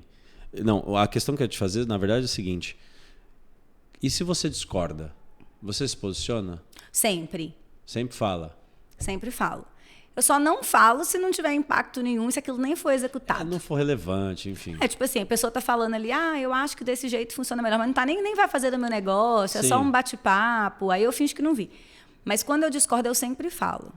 Mas eu não falo no sentido assim, eu discordo e você é burro. Lógico que não. Eu tento falar e colocar o meu ponto de vista. E uma coisa que eu aprendi é, o que você acha? Aí eu coloco o meu ponto de vista e pergunto o que a pessoa acha. Porque é isso, às vezes também eu não estou certa, nem a pessoa, mas tem um meio do caminho ali que pode funcionar de maneira perfeita. E você acha que tá todo mundo sempre querendo... Eu sinto isso, principalmente na rede social. Tá todo mundo já presumindo que você concorda. Mas você sabe que isso é uma técnica? Uma coisa que as pessoas não sabem. Tá bom, algumas sabem. Depois eu vou te perguntar por que você foi procurar uma fono, tá? Tipo, em geral, assim. Tá. Porque isso muito me interessa. Tá, você vai mudar o assunto de novo. A gente tá aqui para ter todos os assuntos. Por que eu acho que... Porque tem uma coisa... Todo mundo deveria assistir uma série da Netflix que chama Como Se Tornar um Tirano. Como as pessoas não gostam tanto de ler, talvez seja o melhor caminho delas entenderem isso. Mas isso vem de vários livros e tal. Como que você constrói idolatria no ser humano? Como que você se torna uma pessoa admirada? Tá? Então, existem mecanismos. E, em regra, esses mecanismos passam por você ser uma pessoa que tem habilidades que a gente não tem. Então, por que todo mundo ama uma artista? Porque, em regra, ela tem algumas habilidades que a gente não tem e a gente acha muito incrível ela conseguir fazer aquilo e etc. Então, você ter muitas certezas em um mundo que está todo mundo inseguro, carente, com dúvida e tudo, é uma grande maneira de se tornar um ídolo. Porque você afirma com muita segurança coisas que às vezes as pessoas querem dizer e não têm coragem. Porque elas não querem desagradar. Sim. Elas não querem ofender. Elas não querem... Então, esse jogo de certeza e de afirmação como se fosse uma verdade absoluta, ele faz parte do jogo de conquista de audiência e engajamento no digital. Muitas vezes a pessoa pensa que... Por exemplo, eu fui num podcast recente e aí eu falei uma coisa no podcast que foi alguma coisa do tipo assim. Porque se você fatura... eu não vou lembrar, mas eu falei alguma coisa do tipo assim. Se você fatura até X, você tudo bem e quer continuar faturando essa média, você pode ir lá viver seu sábado, você pode ir lá viver seu domingo, você pode ir lá descansar no final de semana. Tirar suas férias. Agora, se você quer faturar 10 vezes isso aqui, não vai ter por muito tempo. E não tem problema você não querer, mas você tem que saber o caminho e não achar que o outro deu sorte. E aí uma pessoa veio me questionar, como se eu estivesse falando de meritocracia.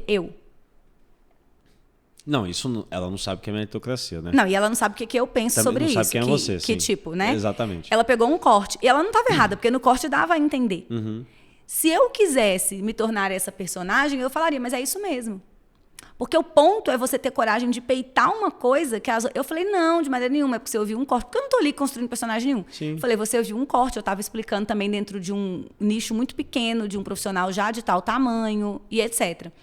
Então, o que eu quero dizer? Que esse corte da certeza, essa imposição de um comportamento como único jeito de dar certo, essa imposição de verdades que existe no digital, ela é uma técnica de conquista de idolatria. Ela é um dos elementos da conquista de idolatria. E aí, por que eu falei de como se tornar um tirano? Porque lá você entende personagens políticos muito conflituosos, cheios de ídolos. Então, você entende que eles têm vários desses elementos que hoje a gente encontra se a gente trouxer para o digital, nos gurus do digital, cada um na sua área, de coach, de filosofia, Sim. de marketing, de beleza, de emagrecimento, enfim. Você já viu como eles são cheios de certeza? Convictos, né? Convictos. Como que eles, em regra, têm um valor muito associado ao seu, inegociável. Sim. E é muito curioso. Então, são um conjunto de elementos. E quanto mais elementos essa pessoa tem, mais ela vende. Entende? Sim. Alguns usam isso sem perceber. E a maioria de forma totalmente intencional. E tá todo mundo beirando a E insegurança todo em mundo relação carente, a tudo, precisando de né? uma resposta pronta e rápida. Então, aquele que tem certeza se torna um ídolo. Cara, mas muito interessante você falar isso, porque só para construir o raciocínio. Você mencionou que para se tornar um ídolo, nós precisamos, em geral, ter determinadas habilidades que o nosso fã não teria. Certo? Você sabe que, numa visão da Klein, até de psicanálise, que isso é a base da construção de inveja? Sim. Porque a inveja é a revelação de uma falta. Por exemplo, isso vem a partir ou de frustração ou de preenchimento. Vamos supor, você me elogia. Aí eu te invejo. Eu te invejo por 2 pontos. Primeiro, porque talvez você me elogiar faz com que eu não consiga reconhecer em mim aquilo que você reconheceu. Então, faltou em mim essa possibilidade. Então, eu invejo. Ou talvez você me elogiou E aí revela outra falta em mim. O fato de que eu não tenho a capacidade de te elogiar de volta. Porque talvez não seja tão gentil, ou talvez não seja tão carinhoso. Então a inveja também vem na revelação de faltas. Então você acha que se a gente quiser construir fãs, a gente precisa fazer com que eles nos invejem? Sim. É por isso que hoje a gente pode voltar lá no assunto do almoço. Que louco. Por isso que a internet é um ambiente de ostentação. Sim. Porque no Brasil a gente tem a cultura do consumo muito estimulada. Então as pessoas... E a gente tem o sucesso associado a bens materiais. Quantas pessoas questionam quanto eu ganho porque eu não tenho carro? Ninguém consegue entender que eu não quero ter carro. Cara, isso que eu moldei a minha vida para não ter. Você pode colocar total. uma Porsche na minha porta, eu vou falar, eu posso vender ela para eu viajar? Você não gosta, exato. E aí, isso eu sou questionada, como se... Eu duvido que você ganha tanto que você ganha, já me falaram. Sim. Você nem tem carro. E eu falei, querida, hello. Primeiro que eu lembro que eu falei isso, porque foi uma caixinha de pergunta. Primeiro que eu não tô aqui te falando quanto eu ganho. Isso não foi nenhuma pauta. Exatamente. E segundo... Tem um sem noção na internet. Eu falei, mas isso nem foi uma pauta. E segundo, que se eu ganhar uma Porsche, eu vendo ela e vou viajar. Ficar num hotel 5 estrelas, de frente para uma montanha, tomar o melhor vinho, que é disso que eu gosto, sabe? Sim. Eu gosto de viver. Gastar, eu gosto só de bolsa. Eu gosto de experiência, né? Você gosta de experiência. Eu gosto de experiência de bolsa. Eu não gosto de casa. Eu não quero ter uma mansão, nem filho. Vou ter uma mansão com 70 quartos para quê? Não, e o seu apartamento é ótimo. Não, mas Thomas, eu não quero. Sim, sim. Eu mas não é sou uma pessoa quer, né? de bens. Eu quero viver, entendeu? Sentar no restaurante que eu quero, tomar o vinho que eu quiser, ouvir a música que eu quiser, comprar o livro que eu quiser, comprar a obra de arte que eu quiser, que você sabe que eu gosto. Sim, mas é o que ela quer, né? É o que ela quer. Então, assim, como a gente tem muito essa cultura do consumo estimulado, então o que as pessoas fazem nessa questão de tornar as pessoas fãs? Elas vendem a vida dela e o sucesso delas associado aos bens materiais. E veja como que é curioso, a gente volta naquilo que a gente estava falando no almoço. As pessoas não vendem mais método ou conhecimento técnico, elas vendem elas. E o que elas fizeram na vida delas, como se o que elas fizeram na vida delas fosse dar certo para todo mundo. Sim. E aí vem aquele papo, que é o papo que desqualifica o ensino acadêmico, que eu acho o papo mais vazio. Não tem sentido algum. E assim, de pessoa ignorante, Sim, você me desculpa.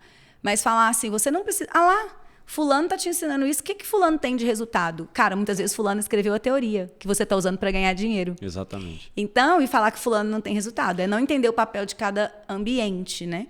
E aí... elas começam a usar o dinheiro e o resultado que elas aplicaram só na vida delas, sem nenhuma técnica diferenciada, sem nenhum método, sem nenhum desafio diferente do delas, e duplicar aquilo para todo mundo. E as pessoas compram porque elas não estão comprando o método, elas estão comprando a pessoa. A pessoa. Então, elas são fãs. E essas pessoas que são capazes de criar fãs vendem muito mais. Inclusive, eu vivo brincando, né? Que eu deveria descobrir um jeito de vender minha vida... e não vender o meu conhecimento, que eu estaria bem mais rica. Eu estaria rica. Mas você viu, é bizarro porque, de certa forma, tudo bem. Você tem coisas, eu tenho coisas que talvez você não tenha, e coisas que você tem, eu não tenho. E perfeito, isso é a base da inveja. Pode existir, aí eu gosto do conceito do Tom Jobim, tá? Que é a inveja amorosa. Ele falava muito sobre isso quando o Vinícius escreveu alguma música sem ele. E falava, aí ele falava... Porra, como é que esse filho da mãe conseguiu escrever esse negócio e eu não consegui? E invejou a falta, mas sem animosidade. Ficou feliz pela composição, mas invejou. Só que você percebe, talvez, na internet que as pessoas estão querendo criar inveja de maneira intencional. Total. Então, por exemplo, vamos dar um exemplo. Tem um monte de gente frustrada por causa de relacionamento. Divórcio, abuso, um monte de coisa. E aí eu tenho um relacionamento. Aí eu faço parecer que ele é perfeito. É o que mais tem. Aí a pessoa que está na audiência fala, poxa, eu não tenho um relacionamento que esse cara tem. Então eu invejo isso. Talvez se eu comprar dele, pode ser que eu tenha. É o que mais tem. Tem uma que é gigante, que é assim. E aí quando a gente vai ver o relacionamento, não também... Tem de relacionamento, tem de maternidade, então é de uma crueldade absurda. Nossa, maternidade é a happy mommy que eu falo. É a mãe lá toda feliz, lifestyle... mãe good vibes, que eu falo. Aí ela tá lá, tá feliz todo dia, tá lá lifestyle, e aí ela tá linda, ela já acorda pronta. Só que ela tem 3 babás, ela tem rede de apoio, entendeu? Sim. E aí a outra mãe que tá lá, coitada, que precisa deixar o filho na escola, que precisa trabalhar de 8 às 18, que precisa chegar em casa e terminar as coisas da casa. Que não tem ninguém para ajudar. Ela se sente decepcionada todos os dias. Então, eu acho que, assim, na área de relacionamento tem muito, mas na área de maternidade é uma coisa assustadora. Pô, e você acha que é cruel, Isa? Porque a gente acaba responsabilizando a própria pessoa pela falta dela? Total. Na área fitness é a mesma coisa, porque, por exemplo, não estou desmerecendo a dedicação de uma pessoa que vive de dieta. Sim, lógico. Mas se ela tem uma pessoa que prepara todas as receitas, deixa tudo preparado para ela, é muito mais fácil, você concorda? Pô, só que ela não mostra isso. Ela não mostra, ela só mostra a força de vontade dela. Entendeu? Isso sem contar as que estão mostrando a força de vontade enquanto toma remédio e não conta do remédio. E nenhum problema com remédio, eu tô só fazendo a narrativa, né? Sim. Então, assim, eu acho que a gente tem que entender que a internet é um corte e cada um constrói o próprio corte. Mas aí tem um ponto que eu gosto para não responsabilizar só quem faz, que é uma coisa assim, quem faz, dependendo da intenção, tem responsabilidade. Mas quem consome também. Porque a gente não pode tirar a nossa autorresponsabilidade, porque eu, com o meu celular, eu posso fazer o que eu quiser, o limite ético é meu. Sim. Agora, eu, enquanto pessoa, indivíduo, adulto, tirando quando a gente está falando de casos de crimes, Sim, claro. eu tenho que entender se aquilo me faz bem. Aí, vou te dar um exemplo. Eu sigo algumas pessoas da internet que têm uma taxa de produtividade que me assusta. E eu adoro segui-las porque me inspiram em alguns pontos, as ideias, a própria linha narrativa e tudo. Só que tem alguns períodos que eu estou muito cansada e que eu estou fazendo muito pouco no digital, nos meus stories, no meu próprio conteúdo, que seguir essas pessoas me dá um gatilho enorme. Eu falo, cara, não é possível, eu nunca vou crescer meu negócio. Angústia porque olha mesmo. só, eu vou falar que a pessoa está me dando gatilho de produtividade ou eu vou ser adulta e vou parar de seguir essa pessoa no período que aquilo está me fazendo mal. Então, muitas vezes também é muito fácil a gente responsabilizar o gatilho que a pessoa dá na gente e não entender que é só a gente sair dali. Sim. Entendeu? Sim, com certeza. Porque, lógico, existe aquele cara, bandido, criminoso, que mente, taranã, é uma coisa. Mas existe um ponto ali que você também pode decidir acompanhar essa pessoa ou não. Fora também uma responsabilidade de filtrar muito bem a não idealização. Exato. Das lacunas, né? Porque você falou, pô, é um corte. É um recorte da vida do cara. Então, se é um recorte, tem outros recortes que estão sendo deixados de fora. E você falou de produtividade, isso acontece muito na empresa lá, porque eu tenho 2 colegas de trabalho, os 2 têm 2 filhos. Tem marido. E eles me questionam em relação à minha produtividade. Aí eu falo assim, bicho, eu sou sozinho, não tenho filho, não tenho mulher dentro de casa. E tem hoje eu tenho, felizmente, a Silene lá, que é uma moça que vai de segunda a sexta na minha casa, que me adianta a vida pra caramba. Então não dá pra comparar realidades. Mas você acha que muitas vezes a gente que tá idealizando também, preencher essas lacunas? Total. Assim? A gente quer alguém que... É porque é aquilo, a gente quer idolatrar alguém. E isso também acontece, que é um exemplo, quando eu falo assim... Isso acontece direto. Que eu sigo algumas pessoas que eu admiro profissionalmente. Você até sabe algumas. A construção da jornada profissional, a construção da linha de raciocínio, em especial em escrita. Eu discordo de 85% das coisas que essas pessoas falam. E eu sigo porque eu tô com outra intenção. Cara, a pessoa escreve muito bem. Cara, olha essa técnica que a pessoa tá usando. Então eu tô ali. Sim. E aí direto chega alguém no meu direct. Cara, eu tô tão decepcionada porque você segue fulano. Já aconteceu isso comigo. E aí eu falo, hã? Entende? Eu não estou buscando ídolos. Mas então eu não comigo. quero que ninguém me idolatre, porque eu sou cheia de defeito. E que bom. E eu espero poder abrir meu Instagram e falar assim, fiz uma merda ontem. Entendeu? Porque eu não sou perfeita. E aí o que vai acontecer? Eu vou perder seguidor porque a pessoa está esperando um ídolo? Então, nós estamos buscando ídolos o tempo inteiro. Então, e isso é muito bom, né? Porque isso incentiva... Isso está acontecendo em todos os ambientes. Olha como que nós nos tornamos inimigas de pessoas que votam diferentes. Brigamos com o nosso primo por uma opinião. Ou seja, isso estimula problemas em todas as áreas da nossa vida. Porque a gente... É 8 ou 80, não existe mais equilíbrio. Então, não existe debate. E se não existe debate, não existe mudança. Se eu não vejo quem pensa diferente, eu não consigo debater aquele pensamento. Questionar aquele pensamento. Você só quer quem concorda, né? Exato, eu só quero quem concorda. Então, isso para a internet é um ouro para enriquecer. Eu coloco todo mundo com os mesmos valores, vou defendendo o que eu quero em cima daquela pessoa, porque eu parto de um valor que faz muito sentido para ela, e ela me idolatra. Só que se eu erro um dia, eu tô lascado. Não dá pra cair, né? Não dá pra cair. Não Você tem margem, entendeu? né? Então, assim, claramente, nós também estamos carentes e buscando ídolos. Na eleição, a gente não fala de política aqui. Vamos. Não é pra isso. Mas em relação ao nosso trabalho, só um detalhe. Eu não falo de religião no Instagram, a gente já até entrou em consenso em relação a isso, né? Você tem a sua, eu tenho a minha, e a gente não fala disso na rede social. Eu não tenho, não. Não. Tá, entendi. Você tem a sua forma de encarar... tá, entendi. Não a sua religião, mas tem a sua forma de encarar esse assunto. Eu pensei que você estava pensando em alguma coisa específica. Não. Vamos lá. Aí porque eu seguia um determinado cara, a pessoa que era de uma religião que esse determinado cara, pelo visto, Não era. não era, e também falava mal, ela logo fez o raciocínio de que eu compactuava da mesma religião que ele. É de uma pequenez, né? Cara, aí eu falei assim, olha, sim, eu sigo ele, mas é porque ele exerce o mesmo trabalho que eu. E de certa forma ele ensina sobre o trabalho que eu faço. Tipo, não tenho nada... Eu acho até que eu sei quem é a pessoa, talvez seja a mesma minha. É a mesma sua, né? Então, eu não tô, né, preocupado o que ele faz no domingo dele, né? Isso aí não tem problema. É meio que saber também o que a gente espera de cada um, né? Uhum. E tem uma coisa que eu penso muito, é assim, as pessoas querem idolatrar pessoas distantes. Eu prefiro idolatrar as pessoas que estão do meu lado.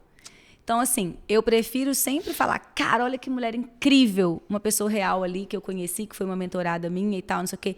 Não, inacreditável isso que a minha mãe fez. E ter essa admiração Sim. por pessoas reais do meu lado que estão fazendo coisas reais, do que buscar admirar um cara da internet ou uma mulher da internet que eu vi um story. E não estou desmerecendo a conquista de ninguém. Sim. Só que eu posso olhar e falar, não, que legal, o fulano conseguiu isso, mas eu não sei como, eu não sei os detalhes, eu não sei porquê, eu não sei o caminho. Eu só sei o que ele contou na internet. Então eu continuo achando legal, mas ele não é um ídolo para mim. Mas é que tá muito automático colocar ele nesse lugar, né? E ele também se coloca. Ah, sim. Porque as pessoas na internet hoje, elas usam os seguidores para falar que elas são famosas. Te subiu a cabeça isso, a internet? Eu não. Que? E subiu o quê na cabeça? Você acha que corre o risco, Isa? Você estourar, assim, ter 10 milhões de seguidores, sei lá, se conhecer no lugar do Brasil todo. Te subir a cabeça. Já parou pra pensar nisso? Nem pensei, é tão distante do que eu sou. Já te fizeram uma pergunta assim de tipo, Isa, hoje você fala com um monte de pessoas e você muda vidas. Tipo, com o que você ensina, o que você fala no conteúdo, você influencia bastante. Você para pra pensar nessas questões antes de fazer? Nunca te perguntaram isso? Não, já me perguntaram como que eu sinto com a minha responsabilidade. Eu sinto que é nenhuma, porque eu sinto que eu tô falando que eu penso conteúdo e não para adulto. Claro que tudo tem uma responsabilidade, né? Mas assim, porque eu tenho uma noção muito clara na minha cabeça que a gente não é nada, a gente está. E como que pode subir a minha... Vou te dar um exemplo. Como que pode subir na minha cabeça uma coisa que existe no Instagram? Que é Se o Instagram acabar, acabou. Então, e aí é o ponto. Se eu falar 10 pessoas mais famosas do Instagram que eu sigo, você não vai saber nenhuma. Então, as pessoas estão subindo na cabeça com conceito de fama que não existe. Elas não são famosas. Elas são conhecidas num nicho minúsculo. Na internet. E que é muito menor do que o número de seguidores. Sim. Porque se ela tem 10 milhões de seguidores, 1 milhão sabe por que seguem. O resto apertou um botão, viu um Reels, não lembra, não assiste o conteúdo dela há 2 anos, etc. Anúncio, enfim. As pessoas têm que entender que, pelo menos até hoje, por mais que elas achem que elas são famosas no Instagram, famoso é o cara que está na Rede Globo e no SBT. Famoso é o Chico Buarque. Você não consegue chegar em lugar nenhum e falar Chico Buarque e alguém não saber. Hebe Camargo e alguém não saber. Carolina Dickmann e alguém não saber. Pelé, sei lá. Pelé, enfim. Neymar. Uhum. Entendeu? Você não consegue. Não vai ter um lugar que a pessoa não vai saber quem é. Aí você chega ali e fala, vou usar nós dois para não falar dos outros, tá? Thomas. Fala mal. Aí outra fala, quem? Nunca vi. Se a pessoa da internet ela não entender isso, ela... E sabe o que é o mais triste? Que ela é a que mais sofre de depressão e crise de ansiedade. Porque ela precisa tanto se sentir importante que ela constrói uma realidade que não existe. Sim. Entendeu? Uma realidade, tipo assim, a pessoa que eu acho mais famosa na internet, eu não conheço uma pessoa fora do Instagram que sabe quem ela é. Nossa, eu lembro de um papo sobre, também não vou indicar o nome, mas assim, o cara dizia assim, cara, desce no teu prédio, vai até a tua padaria e durante o caminhar, pergunta para 10 pessoas na rua se elas conhecem esse nome aqui, que era alguém famoso na internet. Cara, faça isso. Aí o cara fez e depois contou para essa pessoa que nenhuma das 10 pessoas realmente conhecia ela. Ó, eu vou te dar um exemplo. 2. Um que não tem polêmica nenhuma, mas que é muito comum na nossa área. E o 2 tem polêmica. Não, o 2 eu não sei nem a história direito. Eu vou ter que fazer uma meia fake news aqui. Vou fazer uma fanficzinha. meia fake news, não. Um corte do que eu ouvi. Não, mas eu acho que muita gente que está ouvindo vai saber. Sim. Olha só. Primeiro eu vou dar o exemplo do Érico Rocha, que é um exemplo padrão. Sim. Desde que o mercado de lançamento existe, ele existe. Então você sabe quem ele é, eu sei como Todo ele mundo. é. E eu acho que não tem uma pessoa que lança curso online que não sabe quem ele é. É um cara respeitado, que tem um público muito fiel, que tem muitos anos de mercado, que deu início a tudo que a gente tem de base, que ainda é a base. Sim. e tudo. Tô falando aqui com todo respeito. A minha audiência tem negócio local. Tem loja, tem academia, tem estúdio de arquitetura, ateliê, cerâmica. Esse cara, Érico Rocha, é um ícone para quem lança curso online. O resto. Se eu falar na live, porque... aí eu tava no evento do Érico Rocha, todas as pessoas da live vão perguntar quem é. Eu tô desmerecendo a importância dele de maneira nenhuma. Eu só tô colocando que ele não é famoso. Ele é uma pessoa que tem um trabalho numa área. Total. Entende? Famoso é o Chico Buarque. Famoso é a Hebe Camargo. É o Neymar. Caetano e Betânia. Qualquer um da Globo. William Bonner. Sim. Entendeu? Silvio Santos. Ou até quem foi pro BBB, né? Enfim. Isso, aí vem o caso do BBB. Olha como que a internet, que é o segundo caso, que eu só sei mais ou menos porque eu nunca vi BBB. Mas uma amiga me contou e eu amo coisa de mente, então eu tô muito interessada em pesquisar, mas ainda não tive tempo. Parece que teve uma história no BBB, por isso que eu tô com medo de errar, mas enfim, gente, entendam só a coisa... licença poética para poder contar a história. Parece que teve uma pessoa no BBB que ela entrou e ela era muito famosa no TikTok. Não sei lá quantos milhões no TikTok. E ela surtou no Big Brother. E ela começou a achar que todo mundo que estava no programa estava representando, porque as pessoas falavam que eu não sabia quem ela era. Então, ela é uma menina jovem, pelo que eu entendi, e ela tinha certeza que ela era famosa. Porque ela tinha, sei lá, 4 milhões de seguidores no TikTok, números inventados também, exemplo.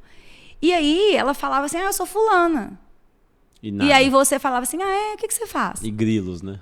Aí o outro, mas... qual que é o seu trabalho? E ela não conseguia entender. Porque ela é jovem, ela já nasceu na geração digital, então na cabeça dela o famoso é do TikTok. E aquilo deixava ela muito frustrada.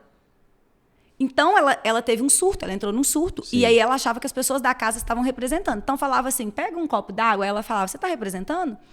E foi num ponto, parece que chegou tão profundo que ela entrou lá numa sala, sei lá, parece que tem uma sala no Big Brother que você aperta um botão e fala que você vai sair.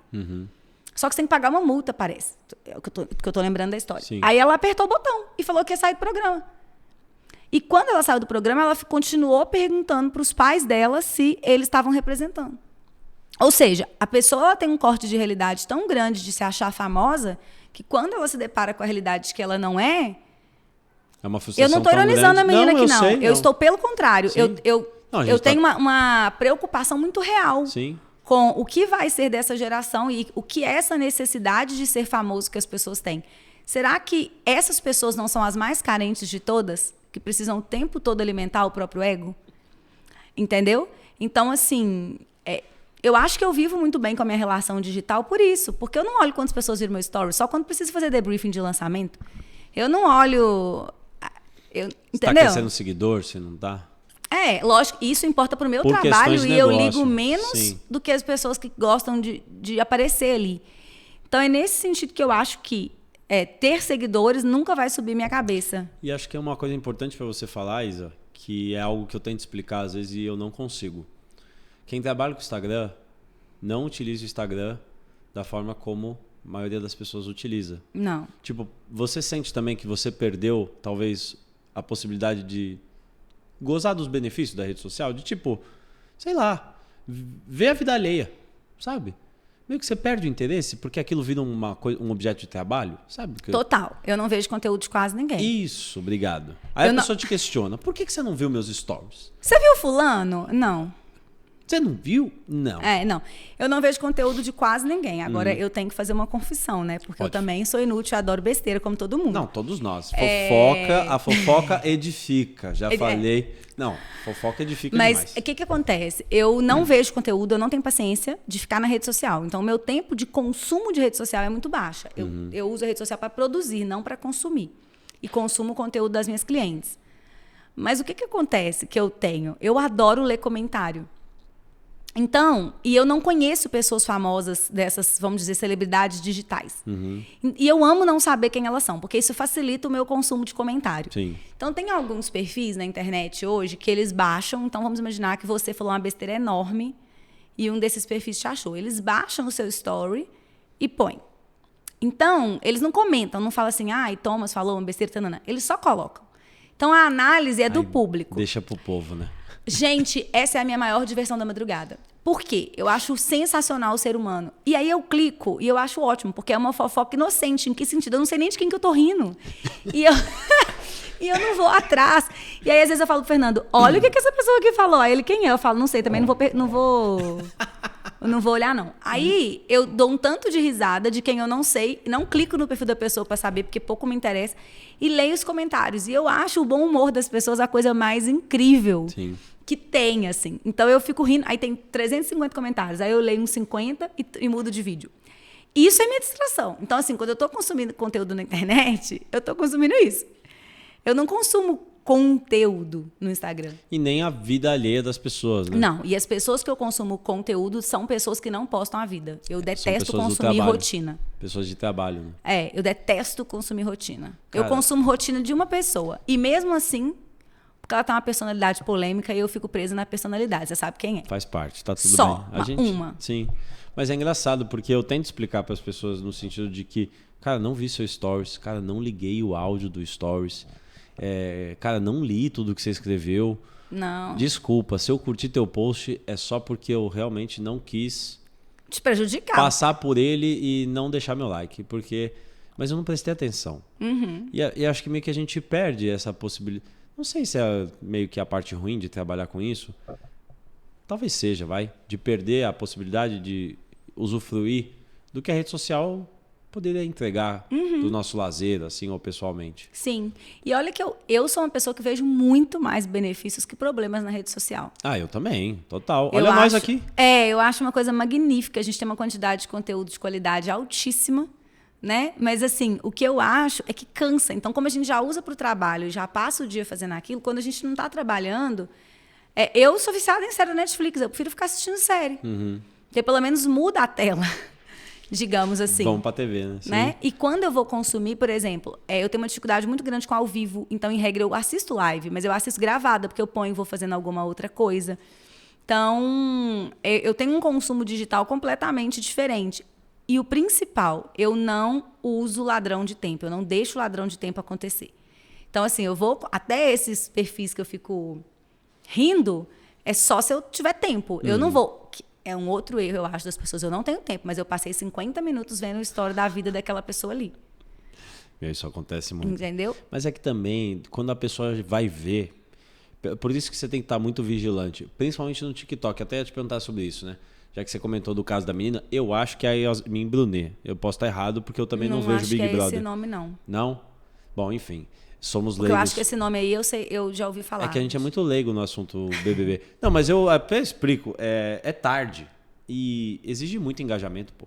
Não é um negócio que aparece uma vez na semana, né? É todo dia. É porque eu não tenho paciência de assistir televisão, porque tem comercial, né? Então...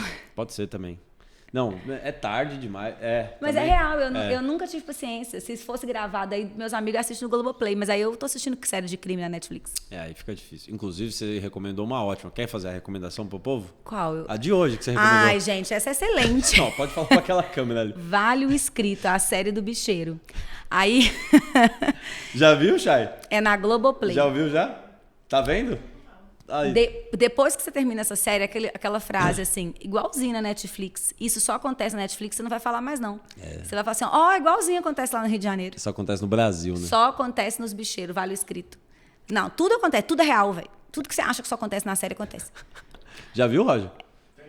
Roger, você tá perdendo, Roger. Todo mundo tem que assistir. Eu também tô perdendo, velho. Vou assistir. É muito boa. Eu vou conferir. Mas aí não é uma série de crime, né? É um documentário real. E assim, assustador. Mas volta no TikTok, enfim. O BBB eu acho muito tarde, pra mim é difícil conseguir me comprometer, assim, engajar. E muito episódio, enfim. Mas você com certeza não a conheceria, porque eu sei, você não consome TikTok, né? Não, eu não tenho paciência. Eu tenho uma dificuldade, inclusive isso vai me colocar muito pra trás. Eu já tenho consciência. Uhum. Que eu falo isso também, não tem problema, você só tem que saber, né? Então eu sei Sim, que isso vai me colocar muito pra trás. Né? E eu tô tentando melhorar. Mas eu odeio consumir conteúdo em vídeo. Por isso que eu não gosto de gravar Reels. Entendi. Por isso que eu não gosto de TikTok. Eu não tenho problema com a qualidade do conteúdo. Eu não gosto de vídeo. Se você... E aí é aquele... O Roger tá se matando ali na cadeira. Ele tá se mexendo ali. Roger, não é nada pessoal. Talvez eu não goste de vídeo naquele formato em pé com a tela pequena que o vídeo dura só 15 segundos. Mas o que acontece? Eu, por exemplo, não sou uma pessoa que assiste YouTube entendeu? Eu tenho uma dificuldade enorme. Eu não sei nenhum canal do YouTube famoso, só Aviões e Música, porque o Fernando adora e me conta umas histórias às vezes. E aí, não é um tipo de conteúdo que eu tenho. O áudio funciona mais pra ti, né? O áudio também não. Eu gosto de ler. Então, se, por exemplo, eu vou ouvir o nosso podcast, mas se ele fosse uma entrevista escrita na revista, eu ia ler 50 vezes. Sendo gravado, eu vou ver uma vez. Entendi. E vai deixar rolando lá. É uma coisa minha, Sim. Entendeu? E aí eu descobri isso depois, é porque eu sou visual. Então, assim, quando tem vídeo, até favorece em relação a só ouvir o podcast. Porque eu só ouvir o podcast, eu tenho que estar muito concentrado, senão eu distraio. Ou a pessoa tem que ser muito boa. Porque aí eu já visualizei outra coisa. Mas o livro, a página, ela tem essa coisa pra mim que me prende, né? Que ela é visual e sinestésica. Eu consigo pegar, consigo sentir. Então, eu tenho muita dificuldade com consumir conteúdo em vídeo. O que também mostra um outro perfil. Nem todo mundo na internet gosta só de vídeo. Sim, com tanta gente gosta de ler. Todas as pessoas que eu consumo mais, das pouquíssimas que eu consumo, elas escrevem story em texto. Então, o fato de eu não ser uma pessoa que gosta de vídeo me impede de fazer vídeos bons, porque eu não tenho muitas referências. Me impede de olhar o TikTok. Então, assim, obviamente me coloca para trás, entendeu? Mas é uma coisa que eu estou tentando aprender.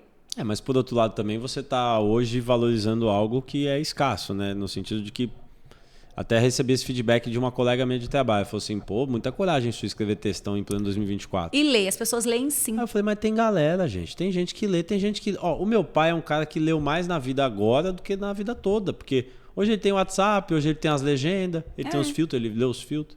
Então alguma coisa ele lê. As pessoas leem sim. Eu acho que isso é uma ilusão, sabe? De que não lê. Que todo... E eu noto isso porque toda vez que eu faço enquete, por exemplo, com o meu público, você prefere meu story em vídeo ou texto? Texto. Então, isso é uma questão de tempo. A gente não tem tanto tempo para vídeo. Sim. Agora, entre assistir um vídeo que eu dou play no YouTube, tipo nossa conversa, ou vídeos mais bem feitos, vamos pegar o Aviões e Música. Sim. E assistir vídeo de 15 segundos, eu prefiro 1000 vezes assistir um vídeo no YouTube. É porque eu não consigo entender qual que é o sentido do vídeo durar 15 a 30 segundos e você não falar nada. Esse negócio é o conteúdo a conta-gotas, né? E o de 7, agora tem o de 7, né? Que 7 mas viraliza. O de 7 melhorou, pelo menos eu leio a legenda. Porque o de 7 ele tem a técnica, ele é curto, a legenda é boa. Te indica a legenda. Melhorou, entendeu? Sim. Acho que eu gosto mais do de 7. E você acha que o pessoal tá... Você acha que talvez seja um ciclo vicioso, tipo, as pessoas produzem mais vídeos, também porque o consumo de vídeos está maior, mas também as pessoas produzem mais vídeos porque talvez elas estejam perdendo cada vez mais a habilidade de escrever? Também, e também porque alimenta mais o ego delas. O vídeo? É lógico. Aparecer. É a sua imagem, o seu cenário, a sua roupa, tudo. Pô, mas a autoridade que vem da escrita... Dá mais like, e like tem uma relação hormonal direta. Será que isso não alimenta o nosso ego? Pois é. Não. É que ninguém elogia, nossa, que texto bom e bem escrito. É verdade. Tem poucos, entendeu? Eu acho que é um conjunto de coisas, né? E a plataforma está certíssima, que se ela entende que esse é o comportamento do consumidor, errado estou eu que não me adapto. Você nunca põe a culpa no mundo, você sempre entende que a responsabilidade é sua. Então, assim, eu ando tentando me adaptar, né? E aí tá indo, assim, tem dia que tá melhor, tem dia que tá pior, etc. Você tá trabalhando isso na Fono também? Então, eu entrei na Fono, não foi para trabalhar vídeo, que eu não tenho... Veja, eu não tenho problema nenhum com isso que a gente tá fazendo aqui. Sim. De fazer live. Não, eu até falei pra Chay, falei, não, a Isa é da TV, vai desenrolar. Da TV, não sei de onde você tirou isso. Eu não tenho vergonha de gravar vídeo. Você é da Alvorada. Na rádio, tá bom, mas tá quase lá, Isa. Eu não tenho vergonha de gravar vídeo, não tenho nenhum problema com vídeo. O que eu não gosto é do formato. Tanto que você sabe, se você quiser que eu faça uma live aqui agora, de 2 horas, eu faço, não tem problema. Quando a gente gravava criativo, quantos criativos você fazia? Não é esse o problema, eu não gosto de vídeo de 15 segundos que eu não consigo falar rápido, tem que ficar com aquele roteiro que tem que ter um gancho depois do outro e eu não vejo sentido naquilo. É isso que eu não gosto. Mas eu tô na Fono por alguns motivos. O primeiro é que eu tenho dado muita aula e falado muito. E isso tem me dado uma sensação de dor aqui, constante. Nas cordas. Então, hoje, inclusive, eu tô bastante, porque ontem a mentoria durou 2h30. Então, esse é um ponto. E hoje a gente nem falou, né? Esse é um ponto. O segundo ponto é que eu tenho um tom de voz muito firme. Então, ele gera uma autoridade que muitas vezes eu não quero gerar. E eu não estou gerando. E aí, o que acontece? Por exemplo, se eu estou falando 5 minutos, eu estou num tom de voz. Se eu passo a falar mais tempo, esse tom de voz aumenta muito. Então, gera um descompasso. E isso é uma coisa da minha característica natural de falar. Isso tem me incomodado bastante, sabe? E eu acho que isso contribui para o cansaço. Porque aí, na hora que eu aumento o tom de voz... Você exige mais, né? Eu exijo mais e eu termino mais cansada. E um terceiro ponto é que, como eu tenho um pensamento muito acelerado, eu sinto que eu traduzo isso muito acelerado. E aí, eu penso que se eu quero levar uma mensagem técnica e eu quero que essa mensagem seja clara, eu preciso adequar essa velocidade para que essa mensagem fique mais clara. Então, também é uma tentativa de adequar a velocidade, sabe? Não é me tornar um personagem, mudar, não, mas é desenvolver melhor essa habilidade para que eu consiga deixar a minha comunicação mais clara. Porque sabe qual é o problema? Eu estou pensando isso que eu estou te falando e eu já estou pensando na próxima coisa que eu vou te falar. E aí você acelera para alcançar o pensamento seguinte. Entendi. Entendeu? E faz tempo que você tá na fono? Não, porque aí faz tempo que eu quero entrar. Só que a agenda da pessoa sério, pode ir. A agenda da pessoa engole a pessoa, né? Então aí chega uma hora que você tem que colocar uma prioridade. Então eu comecei recente e eu tô amando a experiência. E aí, por exemplo, na próxima sexta eu vou ficar lá 2 horas, nós vamos gravar vários vídeos. Qual que é a ideia? Ah, você grava com ela lá? Gravo com ela lá. A ideia não é... Porque o que você tem que ela tá me explicando? Você tem que identificar o erro e o momento em que você erra. Então, preciso gravar vários para eu entender. Olha só, deu 5 minutos e você começou a acelerar. Entendi. Foi o tema? Foi que você sentiu calor? Foi o tempo falando? Foi o assunto que às vezes é menos confortável? Entendeu? Entendi. E é isso. E uma outra coisa que me incomoda muito é que aí na hora que eu falo, que eu acelero... Como eu falo com as mãos, é uma característica minha. Na hora que eu acelero a velocidade da fala, eu acelero a velocidade da mão. Aí fica... uma zona. Entendeu? Tô dançando, rapaz. Isso. Então, assim, eu penso que se a gente tem uma entrega profissional, sucesso é movimento, né? Sim, então, a gente lógico, tem que estar em movimento no nosso desenvolvimento. Então, é isso. Mas eu tô amando a experiência. Outro dia eu até falei isso com o Antônio. Falei assim, engraçado, né? Gravei um vídeo de 20 minutos e não mexi a mão. Tudo bem que 10 eu segurei o iPad. Ah, sim. Porque tem técnicas. Aí você segura o iPad assim, bem chique. E tal, não sei o que e tal. Sem elevar o tom. Sem elevar o tom. Aí 10 eu segurei o iPad, aí eu lembrei, pus o iPad, mas eu continuei assim, aí eu dei uma mexidinha no meu anel e eu fiz 20 minutos sem mexer a mão. Então, assim, eu vou conseguir todo dia? Não, no podcast eu mexi a mão o tempo todo. É normal. Mas é um aprendizado. E eu acho que é isso, como tudo na vida, a gente entender que é um processo. Eu não posso querer ter ido na fono 2 vezes e tá uau. Sim, tá pronto. 3 anos fazendo isso, ou se não for a vida inteira. Mas você não parou a terapia, não, né? Não. Tá doido? E como que tá? É isso aí, gente. Essa é a resposta que eu quero no Brasil. Não pode parar a terapia. E como que tá indo? Ué, do mesmo jeito de sempre, né? Eu amo, sempre achei que ninguém pode parar. Tem dia que eu vou pra conversar do personagem da Netflix, entender o que é esquizofrenia. Mas o que eu mais gosto na terapia, hoje, é ter o meu tempo. Até a terapeuta já me deu alta. Mas eu falo assim, mas é porque... pelo menos eu tirei uma hora pra eu não falar. Não ter que ouvir o problema do outro, ou não ter que trabalhar, eu tô pensando só numa coisa ordenada. Pensar em mim, talvez, seja uma coisa que a gente não consiga fazer ao longo da semana, né? É mais isso. Mas ultimamente, assim, eu tô numa fase da minha vida que eu não tenho o que fazer na terapia já há bastante tempo, né? Ainda bem. Mas eu gosto. Você já pensou em trocar? Eu já troquei. Já? E mesmo trocando, eu já tive alta. Ou seja, eu tô ótima, meu filho. Não dá pra encontrar uma loucura. Eu tô brincando, porque ninguém vai na terapia por loucura. Mas realmente eu tô num momento bem estável da minha vida. Só que eu gosto. Eu penso que no nível de pensamento acelerado que eu tenho, eu coloco em ordem as minhas ideias. Lá? Eu coloco em ordem as minhas ideias. E fora de lá é muito difícil fazer isso? É porque eu sempre tô fazendo outra coisa. Falta do tempo, né, Isa? É porque você tá pensando e respondendo no WhatsApp. Pensando e falando com o motorista do Uber. Pensando e gravando um roteiro. Pensando e... outra coisa. Você não tá pensando. Eu acho que a terapia ela tem essa oportunidade de você pensar. Pô, então... Eu só consigo fazer isso na terapia quando eu viajo para aquelas cabanas. Ah, sim. Não, ajuda, né?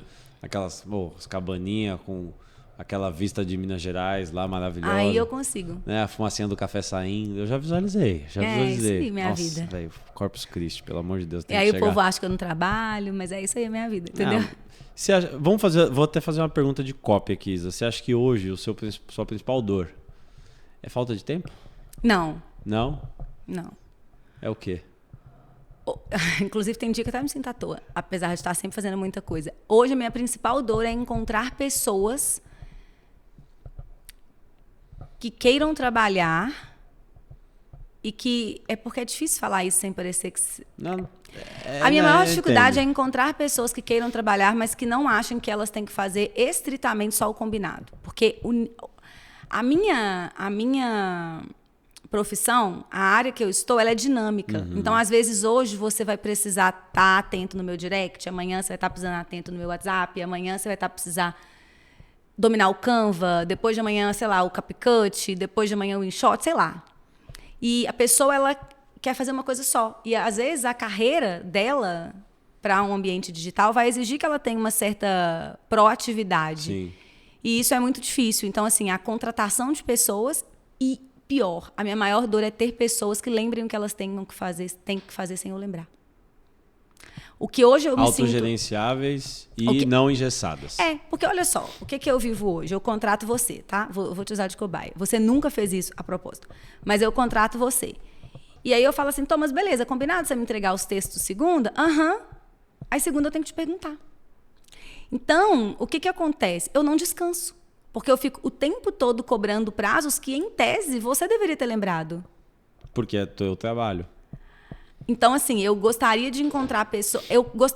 Minha maior dor, eu posso até tirar a pessoa que se adapta às funções. A minha maior dor é encontrar alguém que cumpre prazo. Outro dia eu fui até indelicada num churrasco sem querer. É porque isso é tão cansativo para mim ultimamente, que outro dia a gente estava no churrasco do prédio. Aí chegou o filho do cara do meu prédio. E ele é adolescente, tal, jovem. Esses jovens que mexem com digital certamente têm muita habilidade e tal. E ele faz página, landing page e tal. Site, tudo. Isso. Aí ele falou, eu faço página, landing page e tal. Eu falei, que legal, você cumpre prazo? Gente, foi sem querer. Meu, mas nossa, cara. E aí eu fui rir. E aí eu falei assim, não, eu desculpa, eu tô brincando. É porque... Não, fiquei constrangida. É porque pra mim é isso. Eu vou contratar uma pessoa, eu já entro na dor. Então, na hora que eu contrato, Thomas, meu corpo chega a ficar duro. Que eu falo assim com o Fernando. A pessoa falou que me entrega segunda, vamos ver. Então eu já... Tá angustiada. Então, eu sinto hoje, sinceramente, eu tenho medo de crescer, porque eu não consigo mais cobrar a pessoa o que era a função dela. Ou lembrar o combinado de ontem. Ou ter que ter na minha agenda o que é da agenda da outra pessoa. Entendeu? Então, isso é a dor de crescer, né? Que eu talvez não esteja tanto no operacional, mas a dor de ter que de gerenciar quando ninguém nunca precisou me lembrar da minha função. E quando eu atrasei, porque obviamente eu não sou perfeita, claro, ninguém precisou me cobrar para eu falar que eu estava atrasada. Eu já avisei um dia antes. E é uma coisa tão assim que às vezes eu falo com as meninas assim, domingo eu mando seu roteiro. Às vezes domingo eu fico desanimada, mas ela vai avisar do roteiro para quinta. E elas mesmas falam isso comigo. Aí no domingo eu mando um áudio aqui, eu ia mandar hoje, mas me dá uma preguiça aqui. Eu não minto também não. Me dá uma preguiça aqui, eu vou fazer amanhã. Aí elas respondem, mas não é para quinta? Porque eu não preciso ser lembrado da minha função. Sim. Eu posso errar, eu posso não estar a fim de fazer, eu posso deixar para outro dia, mas eu não vou mentir, eu não vou dar uma desculpa e eu não vou fingir que eu não lembrei. E não deixar de avisar. E não vou deixar a pessoa me perguntar. Sim. Então, o que me incomoda não é para além do trabalho, de ter que lembrar a pessoa da obrigação dela, é ela não achar que ela deveria ter avisado que ela está atrasada. Então, assim, isso tem sido tão cansativo para mim que às vezes eu penso se eu quero crescer ou se eu quero ficar do mesmo jeito. Só para não ter que gerenciar mais pessoas. E aí, outro dia, eu estava num grupo que eu ouvi essa mesma coisa. E aí, a pessoa foi e falou assim, mas sabe o que eu fiz na minha empresa que me salvou? Eu contratei um gerente de projetos, que eu parei de cobrar. Talvez eu tenha encontrado uma luz óbvia no fim do túnel.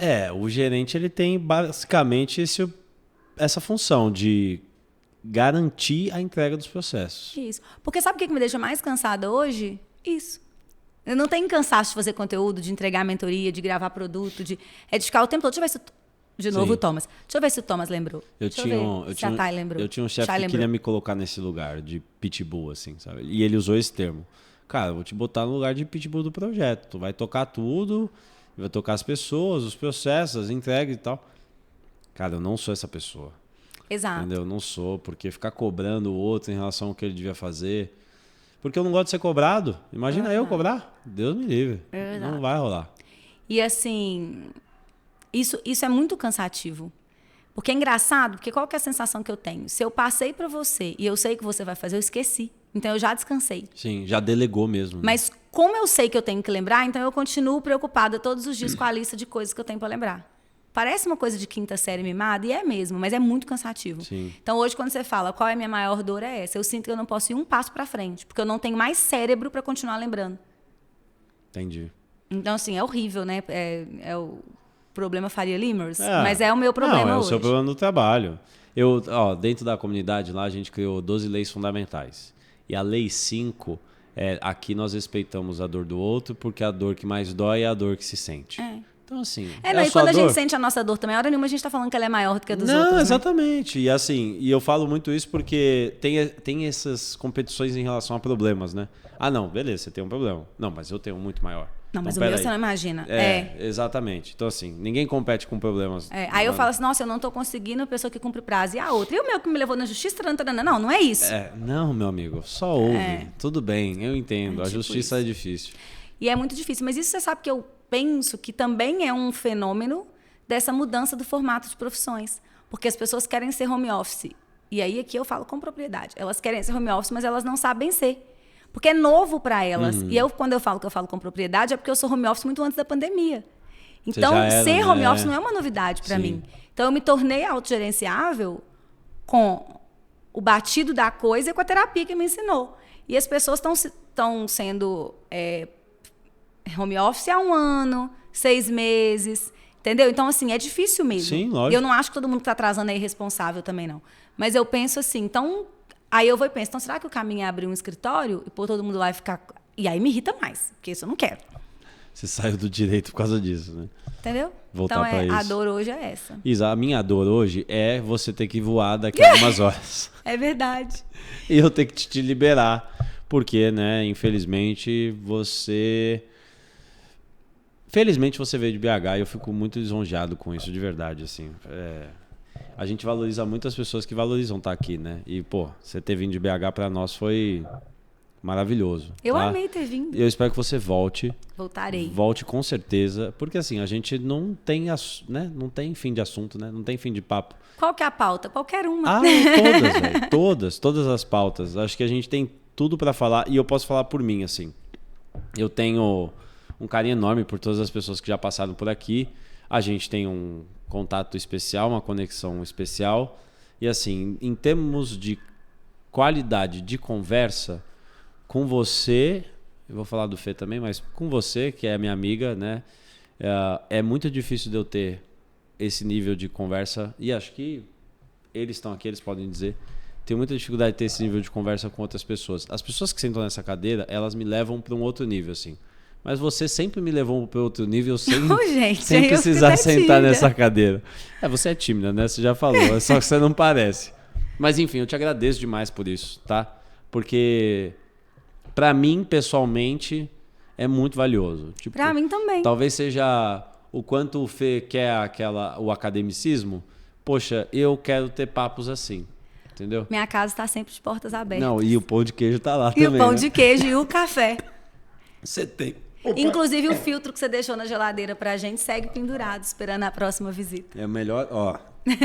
Peraí que eu bambiei aqui. Ele só não conversa comigo na minha casa, tá? Só com meu marido, é tudo mentira. Não, imagina. Não é assim. A gente fala bastante, a gente toma um café junto.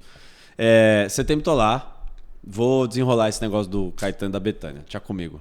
Aí vamos subir o nível da conversa. Não, vamos, velho. Deixa comigo, nós vamos desenrolar, vai dar certo. Adorei, eu amei, espero ter contribuído. É sempre um prazer também estar com você, sempre torço pelos seus projetos. Minha casa está sempre de portas abertas, porque as conversas fora da câmera ainda são melhores. As conversas fora da câmera ainda são melhores. Nossa, por mais que a gente faça muita fofoca no Zoom. Isa, por favor, deixe suas redes sociais, faça seu jabá, fale como as pessoas te encontram, como elas te acessam, como elas te contratam, como elas te tornam as próprias mentoras delas, enfim. Tá. Gente, todas essas informações que ele falou, vocês encontram no meu Instagram, @IsabellaLapa, com S, tá? Que a minha mãe levou a sério isso. @IsabellaLapa. Então, eu tenho mentorias, cursos, vários projetos voltados para empreendedoras que querem crescer seus negócios por meio do marketing digital. Vai ser um prazer ter vocês lá. E tô influenciando aqui para ela abrir o podcast dela, que eu falei assim, pode ser para mulheres, mas... Cadê as pessoas que vão gerir o projeto? Malandro, eu vou te falar, viu? É porque eu tenho os dois aqui, senão eu tava ferrado. Pois é. E já falando nos dois, eu queria agradecer nossa produtora maravilhosa, de sempre, no nome da Chay, do Roger, nossa Hollis Company, que faz tudo isso aqui acontecer. Queria agradecer você, obviamente, que assistiu a esse vídeo, aproveitou para acompanhar um pouco desses dois doidos aqui, conversando sobre muitos assuntos diferentes. Roteiro nenhum, pauta todas. Pauta todas, exato. Enfim, o roteirista é maluco, né? Das nossas vidas, o desse podcast também. E eu queria agradecer especialmente também os nossos patrocinadores, ao Brave, mais uma vez, e a Kombi do Açaí, que nos ajudam a fazer isso aqui se tornar real. Mais uma vez, muito obrigado. A gente se vê daqui 15 dias. Quem que é o próximo, Chay? Nosso 12º episódio? Eu não tô lembrado do nosso convidado. Enfim, depois eu vou mencionar. Depois a gente verifica isso. Não tem problema. Ele é especial também, com certeza. Ou ela é especial também. Com certeza você vai adorar. Tá bom? Beijo no coração, ó. E a gente se vê daqui 15 dias ou sei lá quando no nosso próximo episódio. Tchau!